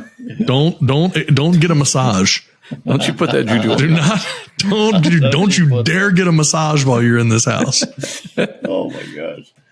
But it was so important. Like, I would, so you text them through the app, but like, what if you just didn't have the app open, or like, are they going to try to call you? Because I think I would be, if it's that important, like I would hope you would actually call me. And like, I don't know, how often do you like check your Airbnb messages after you check into a place? So it comes right up on your phone. Were they? It comes right up on your phone as a notification. So it's not like you have to be in there physically checking. It would be no different than getting a text message. I don't know. I turn all my notifications off for any app that I'm on. So I'm with you, Jeff. You might have been killed. Apparently I'd be dead. You might have been raped and killed. Note to self. Turn my notifications on now. Listen, I have my fair share of, like you, Tad. I've stayed in Airbnbs around the world, and I am still like super cautious about doing it. I'm not comfortable. Hotels for me, staying at a nice hotel is where that's my comfort zone. So Airbnbs are still like sketchy to me. So if that was me and I received a notification from Airbnb telling me you need to get the out, I would. I'm gone. I might leave whoever I'm with and just take off by myself. Gone. Best of luck to you. I'm so suspect about it already. You know what I mean? That to me, it just takes it to a whole nother level. I don't know that I would have made the time to make a video as I'm packing up stuff to be like, well, this is after they were gone. I got to get out of here. After they left. They were in their hotel. Yeah. No, agreed. Not going to be like, oh, he's right behind me with a knife. Let me go ahead and put this on TikTok. Thankfully, they were at a hotel, safe and sound at that point, at least. Sadly, you can't put that past people these days. So no, not at all. Thank you for clarifying. Yeah. That's odd. Yeah. So I thought that was just a very, very crazy situation. And creepy, obviously, kind of goes without saying. They go hand in hand. And then the last thing I thought was, and you guys may have heard this story. It's slightly dated now, but I still just had to bring it up because I just thought it's so funny. Fox contributor faces mockery after blaming his $28 Taco Bell order on inflation. Now, did you guys all see this story? It's all over the place. This guy, hilarious. So he's on Fox News. He's a contributor, and he's on Wednesday's Fox Business show, Cavuto. It's Cavuto Coast to Coast, which isn't that what Space Ghost's thing also was? Wasn't it Space Ghost Coast to Coast? That's right. So Space Ghost Coast to Coast, and now Cavuto Coast to Coast. So Scott Martin, a chief investment officer at a wealth management firm, said, and I quote, "You want to know how bad inflation is? Yesterday, yes, I had a nice lunch at Taco Bell. Cost me about $28 at Taco Bell for lunch. People need to pay for those things," Martin added, "and they do it by getting jobs and getting in the economy and getting active and getting involved." He noted that it was simply a lunch order, leading fellow guest Jonathan Hainig, a hedge fund manager, to jokingly respond, "That's a lot of chalupas." So immediately then, of course, Twitter starts to break down what in the world lunch order you got from Taco Bell to spend $28 just by yourself. Yeah, this is lunch. Like, this is, yes. Hey, let me grab something for lunch. Let me stop at Taco Bell. Like, he's in there. What it was is he didn't know how to use their kiosk and was just double meating the junk out of all those tacos. Well, this looks good. I mean, yeah, you would have to be trying to spend $28 on a lunch for one at Taco Bell. Well, Taco Bell responded. Taco Bell weighed in on Twitter after it had gone viral, and they said 14 times $2 burritos equals $28. And then they asked the public, "What's your $28 order?" So this guy ordered 14 tacos for lunch.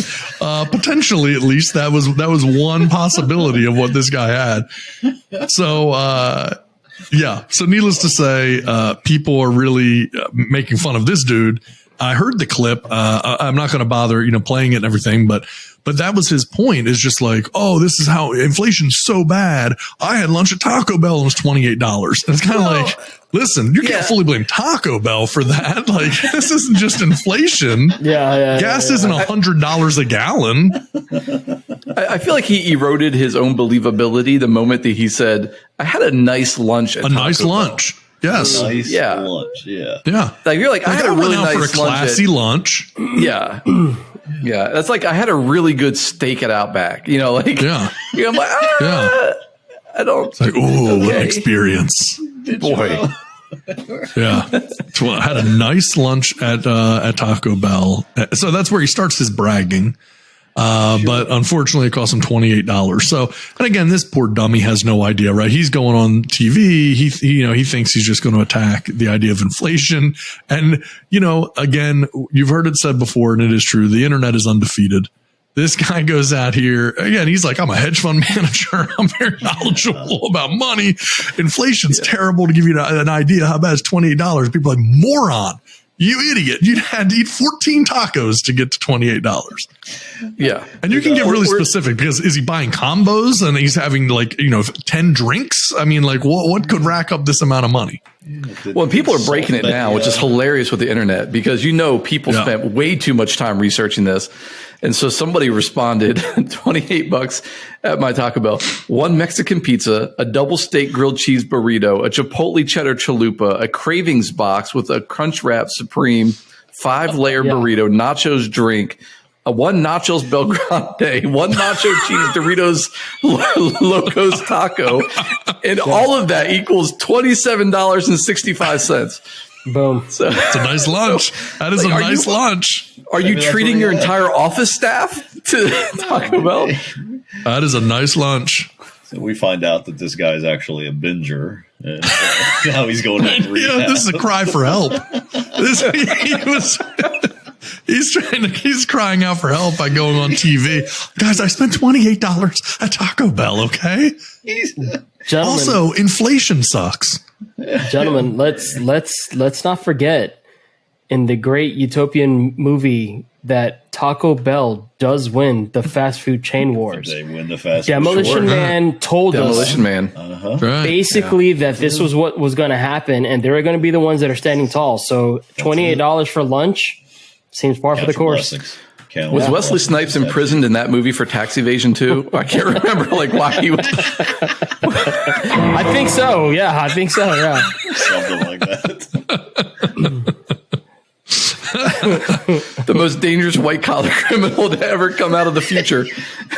That's right. This guy can't be trusted. Be careful, he doesn't save his receipts for corporate expenses.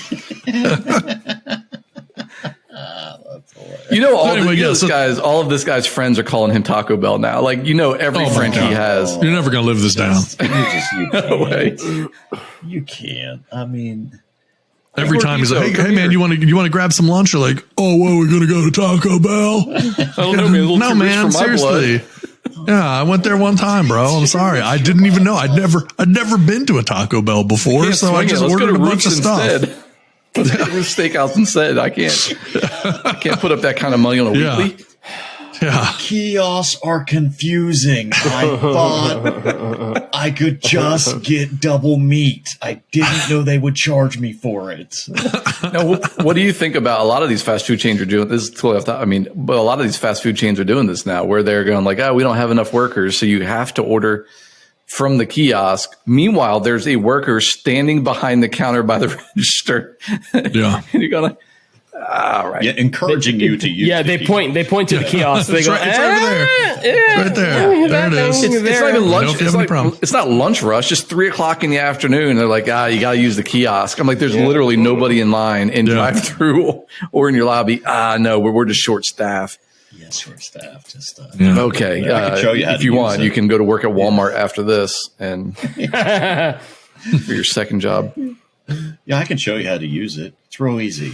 Yeah. Just take my order. Yeah. I'm not as good at it as the kiosk is. I'm just going to screw it up. Listen, you place an order with me, I'm going to mess it up, bro. You don't want me taking your order. You don't want me taking your order. Seriously, bro, just go to the kiosk and see if it works. This way, if you forget to ask for no pickles, it's your fault.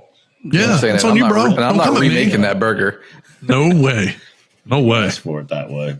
Not my problem. That's right. Take the pickles off. Just take them off. Not a big deal. It's not that hard. The pickles are the easiest thing to take off. All right. So like, if it's diced onions, I get it's a little bit harder. Or like mayonnaise or something gets messed up. Yeah, of course. Obviously, that's difficult. Pickles, dude, just pick them off, man. You don't need any special assistance with this. Anyone's allergic to pickles that I'm aware of. So it's just definitely pickle allergy. I got a pickle allergy. Me, I hate pickles. I don't eat pickles. Believe me, I don't eat them. I'm just not technically allergic to them. I don't need an EpiPen to if I'm a there's pickle particles in the air. To Tim's point, though, like I ate at a restaurant, local restaurant here called Tropical Smokehouse, and they have a QR code scan that you use to order. Shout out to Tropical Smokehouse. Shout out Tropical Smokehouse. Absolutely, and you don't even talk to anybody. You pay all, do everything on there, and it's like, fantastic. You're done. It's great. I love those places. Your food. You don't deal with a waiter or anything like that. Some reason they pay the still bill ask right for from your phone. Yeah, they asked for a tip for some reason. I wrote a suggestion instead of a tip. But whatever. Here's a tip. Yeah, exactly. Yeah. But yeah, that's how it's going. They're saying it's all because of COVID, and people don't want to work anymore and stuff like that. So they're going to these extremes now to take care of you. If you're out there eating at a restaurant. Yeah. It's great. I mean, I love that stuff though. I love to just like be able to sit down, scan, place my order, be done with it. Yep. Have somebody just bring it to me. I never have to see them. It's perfect. Yeah. But again, that's just me, and I'm antisocial. Sure. So, all right. So where do we want to go from here? Who wants next? Or we can go into another top five. We want to roll out another top five here. Top five time. All right. I'm going to put you all on the spot a little bit. I like it. One, top 5 overrated movies. Overrated movies. Not your favorite movies, the movies that you have Overrated seen movies. and that are overrated. Boy, it's important that everyone understands we're not prepared for this. We've not talked about this ahead of time, right? We tasked him with coming up with some top 5 lists and then putting us on the spot.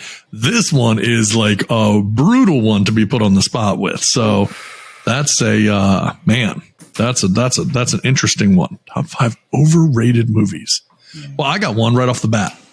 I got one. This movie. Look, Is this your number 5 or your number 1? Where we? I don't know what it is, to be honest with you. I don't know because it's going to get me so pissed off when I talk about it. It might as well be number. I don't care what number it is. It could be number 1. It could be number 55. First thing that comes to my mind when I think about overrated movies. I've never tried to watch it again. Because I almost gave myself a concussion watching it the first time, beating my head up against the wall of the movie theater. Oh no, I think this is an award-winning movie. Award-winning movie. The Talented Mr. Ripley. Matt Damon. Gwyneth Paltrow, I think, is in this movie. I believe you literally train wreck. Yeah, I believe my head you on literally the wall. threw yourself against the wall in the movie theater. We're not joking. We went and saw this thing.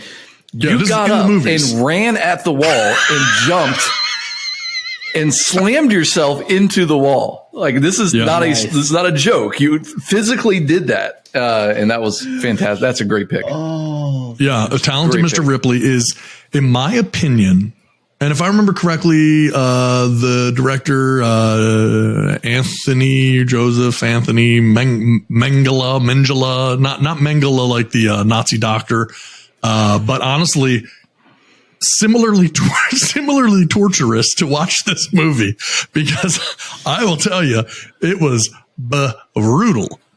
Jude Law in this movie as well, if I remember correctly. If memory serves, is Matt Damon, Jude Law, Gwyneth Paltrow, and me tying a noose in the back of the theater. Brutally bad. If you've ever seen it, you hated it. If you liked it, don't tell us because I will straight up hate your guts if you ever admitted to liking this movie because you're stupid. And if you didn't see it, just seriously, don't waste your time because it will end up being the last line of your suicide note that you watched this movie. So terrible, terrible movie. That's the right what comes to my mind when you talk about an overrated. All right, T-Rock, you got one? All right. Yeah, I got one, and I maybe it just didn't match the hype. I thought Avatar was very overrated. Nice choice. I didn't get it. I didn't get it. I didn't get what all the hype was. Didn't get what that was on your list.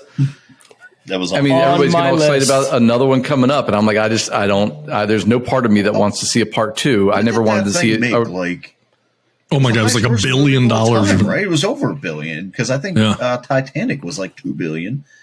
And literally, the coolest thing about that movie was the 3D glasses and like making you seasick watching the stupid movie. Literally, there's no plot to this movie. After I got done watching this, I was like, what happened? What did I just watch? Terrible. Terrible movie. State of the art, whatever technology for the time. Sure, yeah. Visually incredible. Sure. But Incredible. it's a terrible movie. Oh, just terrible movie. Very good. Yeah, that was on my list. That was actually Good probably choice. my number 1. So yeah, very good. Hefe, what you got? Blair Witch Project. Very good. Very good. Boy, I don't honestly think I've ever sat and watched that whole movie. I could not Never get did. through more than 15 minutes at a time, and there was just no way. There's just no way I could do it. Like the camera angles, like I know it's funny when Michael Scott makes fun of it, and you see the camera up close, and he's like, "I'm in the worst. I'm so scared."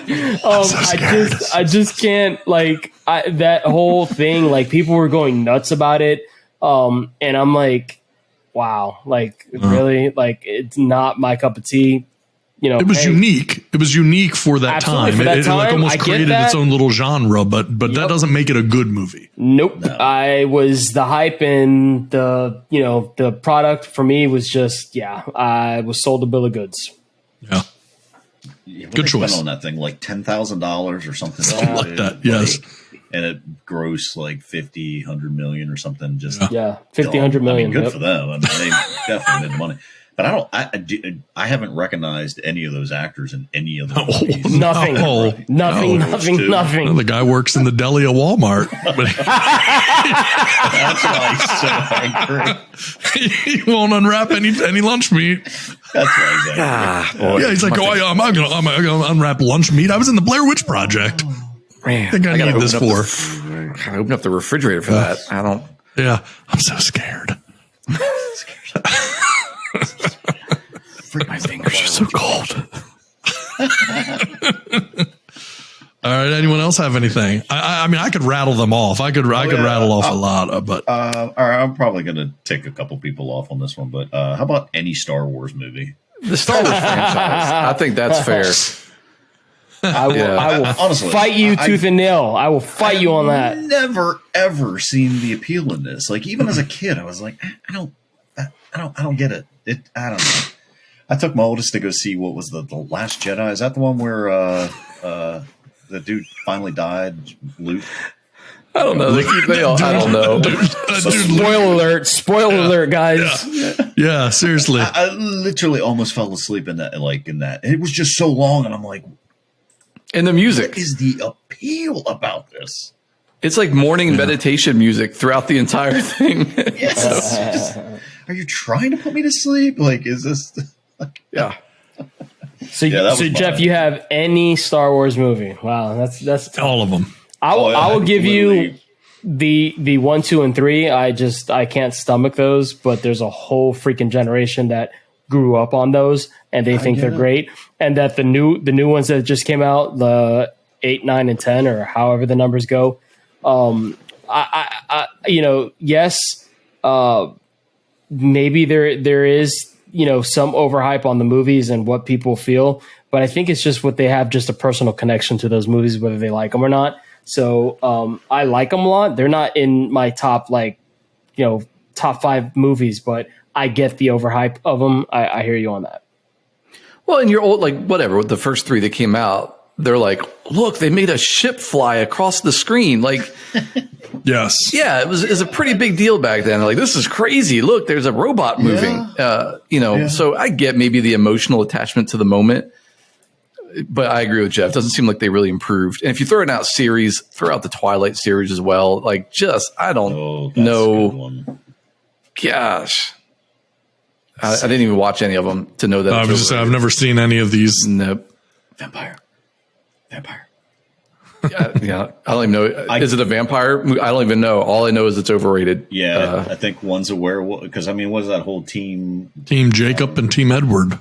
Oh, that's right. I mean, that's what the posters on my wall said, but I like. To say, you know more than I do at that point. Yeah, it's just my tank tops. Just my tank tops said on them. Bedazzled tank tops. Bedazzled tank tops. Yeah, it was an I will event. say, I watched I literally couldn't tell you which one I watched, and I was like cinematically the way it was shot, I was like, not bad. But then I was like, okay, it's just like werewolves and vampires for teenagers. It just, maybe we were just too old at that point when they came out. I don't know, but yeah, I didn't quite get the hype on that one either. So yeah. I mean, look, for me, honestly, I could also throw in pretty much every comic book movie, just for my personal taste. I don't care at all about Avengers. In my opinion, probably the best one was probably the first Iron Man. But man, I just have a hard time watching those movies. And then the new Superman movies, just brutally difficult to get through and dumb. And not only dumb, but just dumb in ways that just don't even make sense for Superman. I'm not the only person to have this criticism, but you're watching fist fights between him and some other guy, and they're smashing through office buildings where clearly lots and lots of people are dying here. You're fighting in the middle of a downtown city, destroying office buildings, throwing cars at each other and all this stuff. And it's people they got one part right, which is eventually everyone started to hate Superman, which makes a ton of sense to me, because if this dude is around, you are not safer. You are much worse off. You are much, much worse off. If Superman comes into town, like property values plummet, like you do not want this dude around, because if anything, it's the greatest time to commit crime. Like the looting and everything that would be going on with Super. I mean, he's already smashed every building. Like every single place is like falling apart. The small businesses are shutting down. The Superman sucks. And so not only as a person, because I don't think he's a great guy, but then like the way that he handles himself in these situations is just terrible. Like walk away, man. And the thing is, you're from Kansas. Like, you know where cornfields are and you can fly. And you can fly there incredibly quickly. So if you wanted to have this fight, you don't need to do it downtown. Like, you know exactly where to go. You own a farm. You could literally just go to your own field and have this fight. You want to do it in the middle of New York City. It doesn't make sense. You're not proving anything to anyone, bro. We know you're Superman. We watched you fly in here. I don't know. It's dumb. Go to Antarctica. You know, I just picture like go to the North Pole. It's not cold to you. You're not cold. You don't have anything to worry about. You got your tights on and everything. Just go. Like it's none of this is a problem. I just pictured Geico damage adjusters at these movies. Go, we're not covering that. We're not. Yeah. Like, come on, man. No, thank you. We're not covering this. That's an act of God. He appears to be a god. I just don't understand that stuff. Like the moment for me when this is why I say I feel like the first Iron Man was maybe the best one, because it was the closest one to possibly being believable as like a thing that could happen. Outside of that, and again, believe me, that's a stretch, but outside of that, it's just like the moment that these things get like, oh, well, he's going to another planet, 17 solar systems from here. And, you know, he's got to dig up a hammer or whatever people do and like fight that dude with horns and all this. It's just like, come on, man. I don't know. I just can't. It just doesn't hold my interest. Well, I mean, you know, they are based off a comic book. Like this isn't based off a docuseries, right? So no, I know. Yeah, it's not real. It's also Tad. why I don't it's read not comic supposed books. to be real. That's why I don't read comic books. Like seriously, that world's not out there. That's ridiculous. Yeah. I'm just like, okay, this is dumb. Like right away. So for me, they're always overrated because they're incredibly stupid. For Jeff, all any those controversial top fives? Any in your list that you say is the controversial most overrated movie of all time? Like for Jeff or Hefe? For Jeff, that's just going to anger people when you say it. Besides Star Wars, Oh man, The Godfather. Well, you know How what? dare you. I wish they were more. I wish all the other two Godfathers were more like part 3. Just all brought the thing together. First one was super confusing, like 2 or 3 big laughs. I mean, it was cute when he put the orange in his mouth. That was A heart attack. immediately died. I don't. Titanic. Yeah. I don't know if that's controversial, but I mean, it did make 2.2 billion. Like the whole, it was just weird because it's like 3 hours long, and you go into this movie already knowing like The outcome. the outcome, like, and then it takes like 2 hours for the ship to even like sink. It just, I think I had gone there with an ex-girlfriend, and it was literally like I literally walked out and was like, that is 3 hours of my life that I will never ever be able to get back. well, and the only thing anybody remembers from that movie is the painting and her kicking Jack off the door at the very end. That's right. More than enough room. Clearly More room. than enough room. Clearly was enough room. She's like, She's It's like the size of like, it's like a sliding glass door floating out there. Like you got tons and tons of room. Like it's a non-issue. We can make this work. she's like, I don't want to get my dress wet. Seats taken. Yeah. Is there a little bit of a connection here? Isn't James Cameron directing of one of the movies that we put on the list, and now we have 2 of his movies on this list? Yeah. With Avatar and now the Titanic.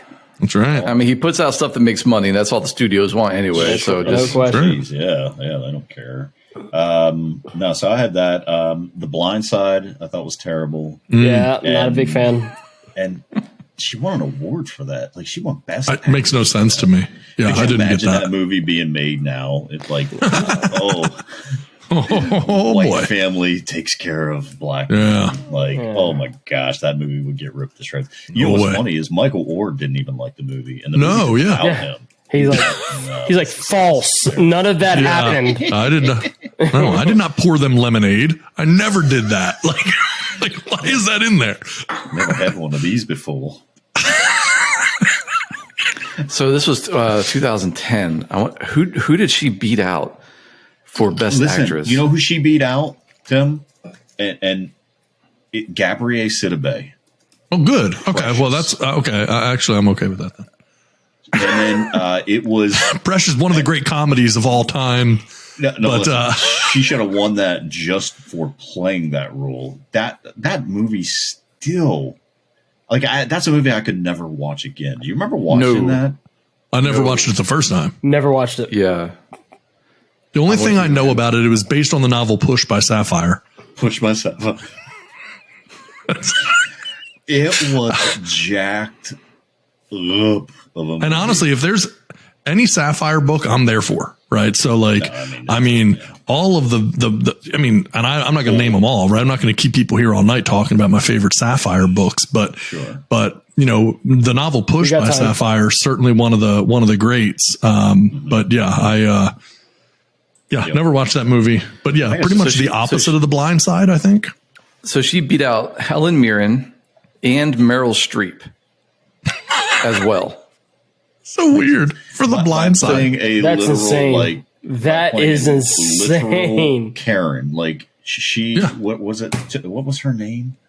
Leanne Tui. Leanne Tui. Yeah. Yeah. Tui. Yeah, a literal Karen. She beat. Yeah. Meanwhile, later, like years later, she plays a blind lady in Bird Box, and it just goes straight to Netflix. And here, she's just like walking around cheering on a dude who was an offensive lineman at a high school football games, and she managed to beat Meryl Streep. So I don't understand. Like, I think our judgment of movies has really changed over. That was weird. Yeah, I don't get it. Yeah. Tim McGraw was in that, right? Yeah. Tim McGraw played, the great Tim McGraw. Great. Yeah. So those are mine. Avatar was on there. Titanic. Oh, you know what? Inception. Interesting. I don't have any problem with Inception. No. Don't get me wrong. It's a straight head trip. I can't say I know what happened. Did it fall? Did it fall at the end? Did it wobble? Did it not? But I mean, you think about this. Like the whole movie is about a thief who can enter people's dreams and get their get their deepest thoughts. Worked for Freddy Krueger. Well, that's what I'm saying. Like 40 years ago, this was already done by Freddy. Yep. I mean, Freddy going in there it was just way too convoluted. It was just too over the top. It just wasn't a good movie. I watched it once and I was like, so you just didn't understand it, is what you're saying? There was nothing to understand. Still confusing. It literally was people that could go into dreams, and that was pretty much it. And then you just had special effects. There was nothing special about that movie besides the special effects. The storyline was bleh. All right. I read the book because that movie was based on the novel Dreams by Sapphire. For real. Yeah. Yep. Yep. Great book. Push was fine, but not Sapphire's best work. Sure. I'm still out here holding it down for Sapphire. Miss you, girl. Miss you every day. I'm not sure if she's dead or not. But I don't think so. But not to me. She lives on to me. I'll tell you that much. You live on to me, Sapphire. Oh, this is great. All right. Anyone else got anything else? Any other overrated ones? You know, the only thing I'll say, I started to watch this movie. This is super quick. I started to watch it. I thought it was just the dumbest thing. I turned it off, but I know people always rave about it. Is American Psycho with Christian Bale. Yeah. Just, Really? I like that movie. I like that didn't movie. get into that movie. I haven't watched the whole movie, so I can't speak completely to it, but I watched it and was like, man, this is dumb. Turned it off. Yeah. So I know that one's a little controversial because people seem to love the movie. Oh, which reminds me, I'll tell you a movie. I got one for you right now. people seem to love this movie. And I watched this movie years after everyone said that they loved it. And I watched it and I just thought, like, is there a different version of this movie? Boondock Saints. Bruh. That's just a cult, man. That's a cult following. classic. Yeah. It's a Oh cult my classic gosh. following, and people, Didn't like it. Go back and try to watch it. Go back and try to watch it. You'd rather watch a John Travolta movie. Well, maybe Brutal. if it's the one based on El Run Phenomenon? Rovers. What was that? No, the other one. The Oh.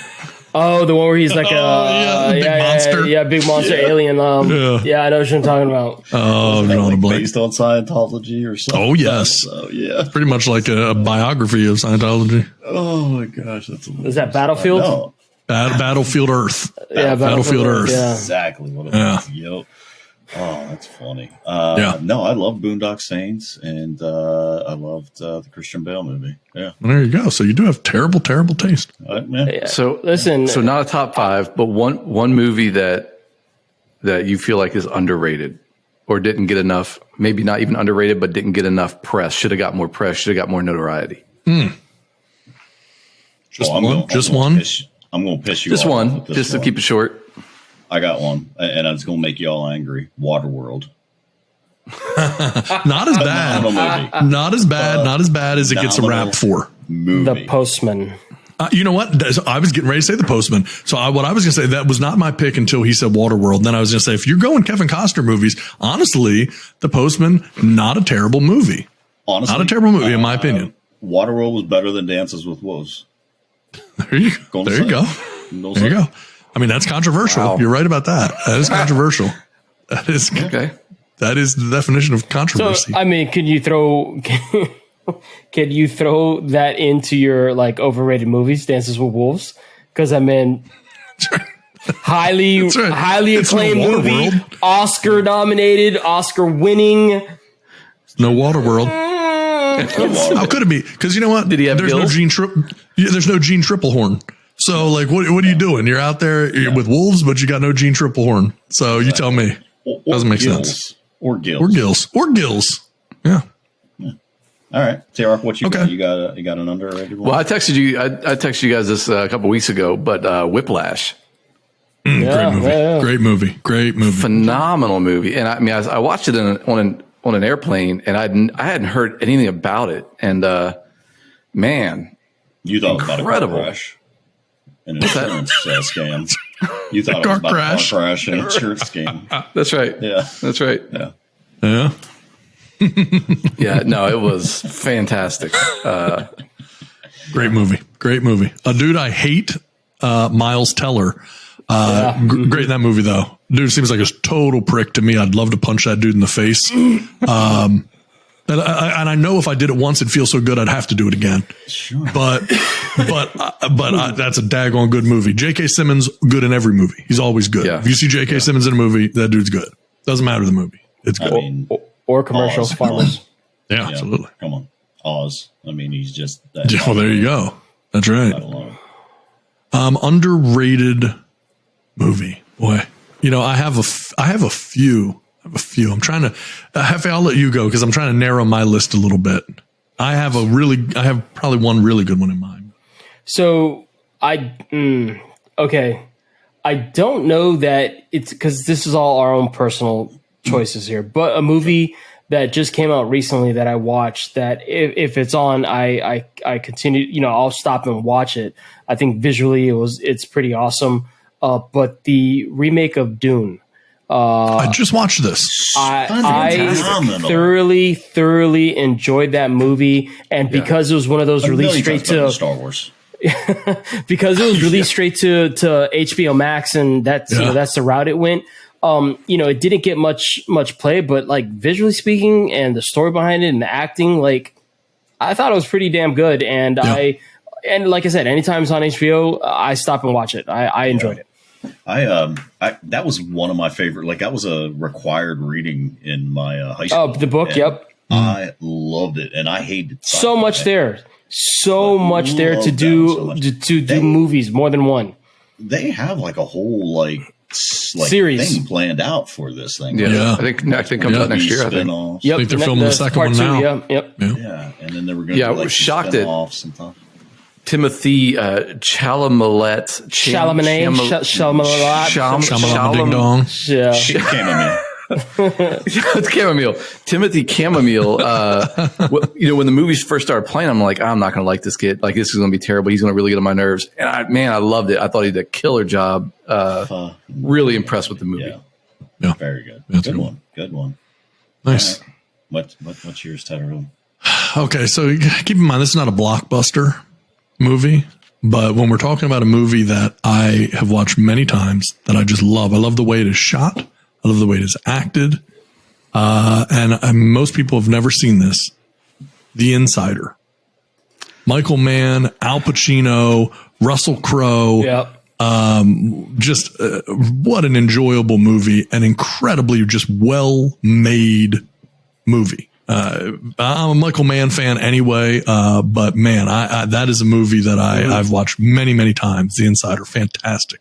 Based on Seducing an Alpha Billionaire by Sapphire. That's right. Yeah. Based on the novel.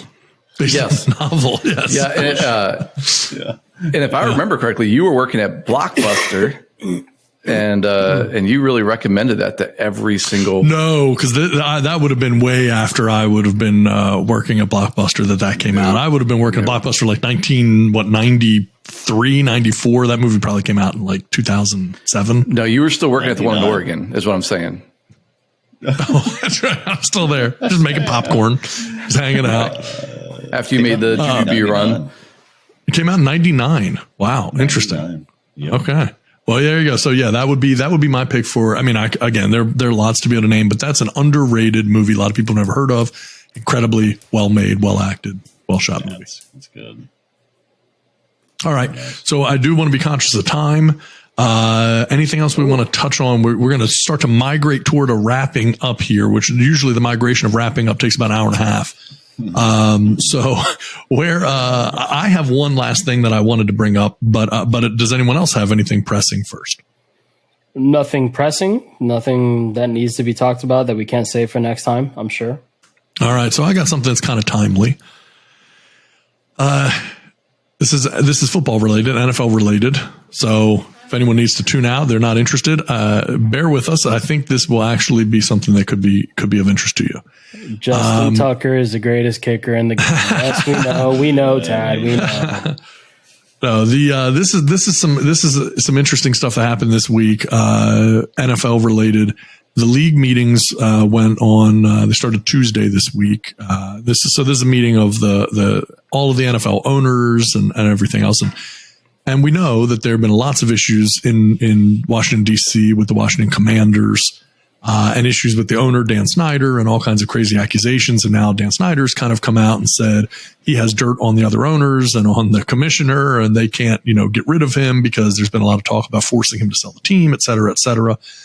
And no owner was willing to comment on any of this stuff this week until Jim Irsay. Jim Irsay is the owner of the Indianapolis Colts. For anyone who doesn't know Jim Irsay's history, and I will say these things because they're very publicly known, Jim Irsay has had many struggles with drugs and drink, recovering alcoholic, sizable pill addiction, things like that.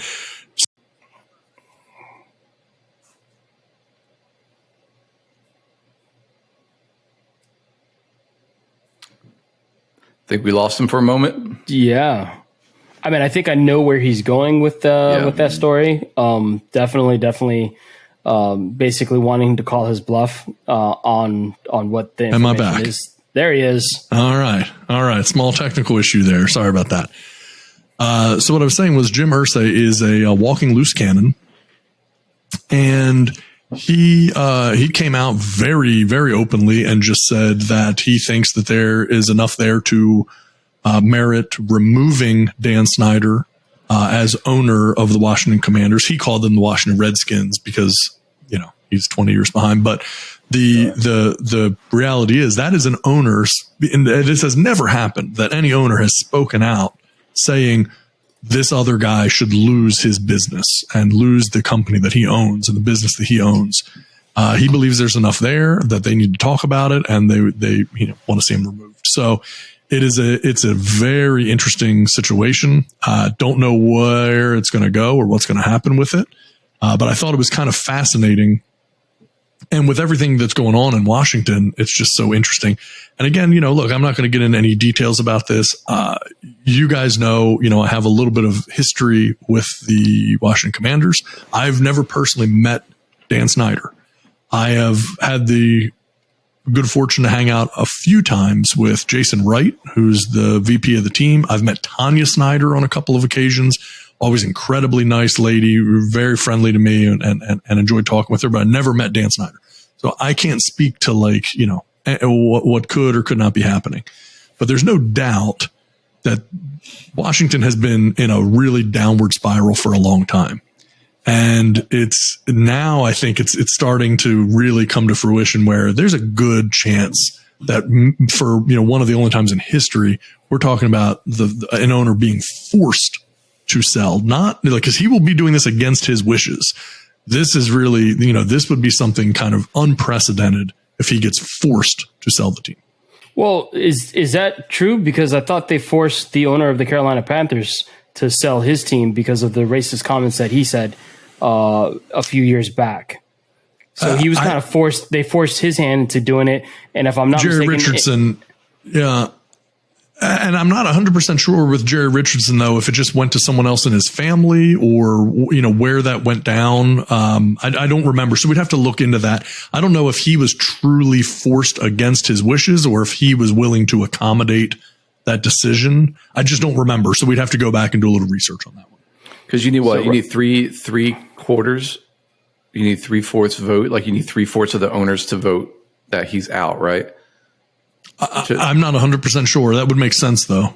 To remove him. And because I think you need 3/4 for the next guy to replace him as well. So them making a move like this is, I don't remember the Panthers thing either.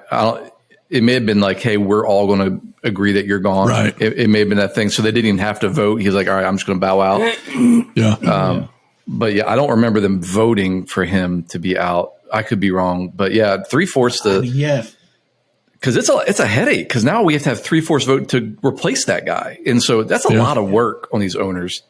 Yeah, and a precedent that it sets because it's like, man, all those guys have some sort of skeletons up in the closets, and once you start, like it just, and I mean, I wonder though with Snyder if it's just like this dude just refuses or just is incapable of putting together like he's just bad for business. Like he's just bad for the NFL. Like that's very much what he is. And so it's like he's just not worth the headache. And now with all these accusations and everything coming out, which he vehemently denies. And I think we talked about this before. Like this dude never left an email trail. Like he didn't. Yep, he would never use email. Because he never wanted that trail. So it's I don't know how much of it is even proven. And then that whole weird situation where they did essentially like a verbal interview or like with the one lady. Yeah, the investigator. Yeah. And none of it was written down. It was all just taken in. They just weird stuff. And I think it's just they're just tired of hearing it and hearing about him putting a terrible product on the field year in and year out. And I think it's just kind of like, all right, man, like you've had plenty of time to figure this out. You're a terrible owner. You have no clue what you're doing. And this is what we're going to do. But, man, it's got to be like, hey, look, we'll vote this guy out, but we all have to make a pact. Like, we're not – this isn't something we're doing. Not going down this road again. Right. Like, because that sets quite a precedence once you start making one person force then the next person that something comes out. And it's like, all right, well. And it's tricky, right? Because, I mean, really, and you talk about precedent, and there's a lot of truth to this because he bought this team. He owns this business. And so for other people to say, we don't like the way you run your business. Well, I don't care if you like how I run my business or not. I run my business the way I want to run my business. You don't need to like it.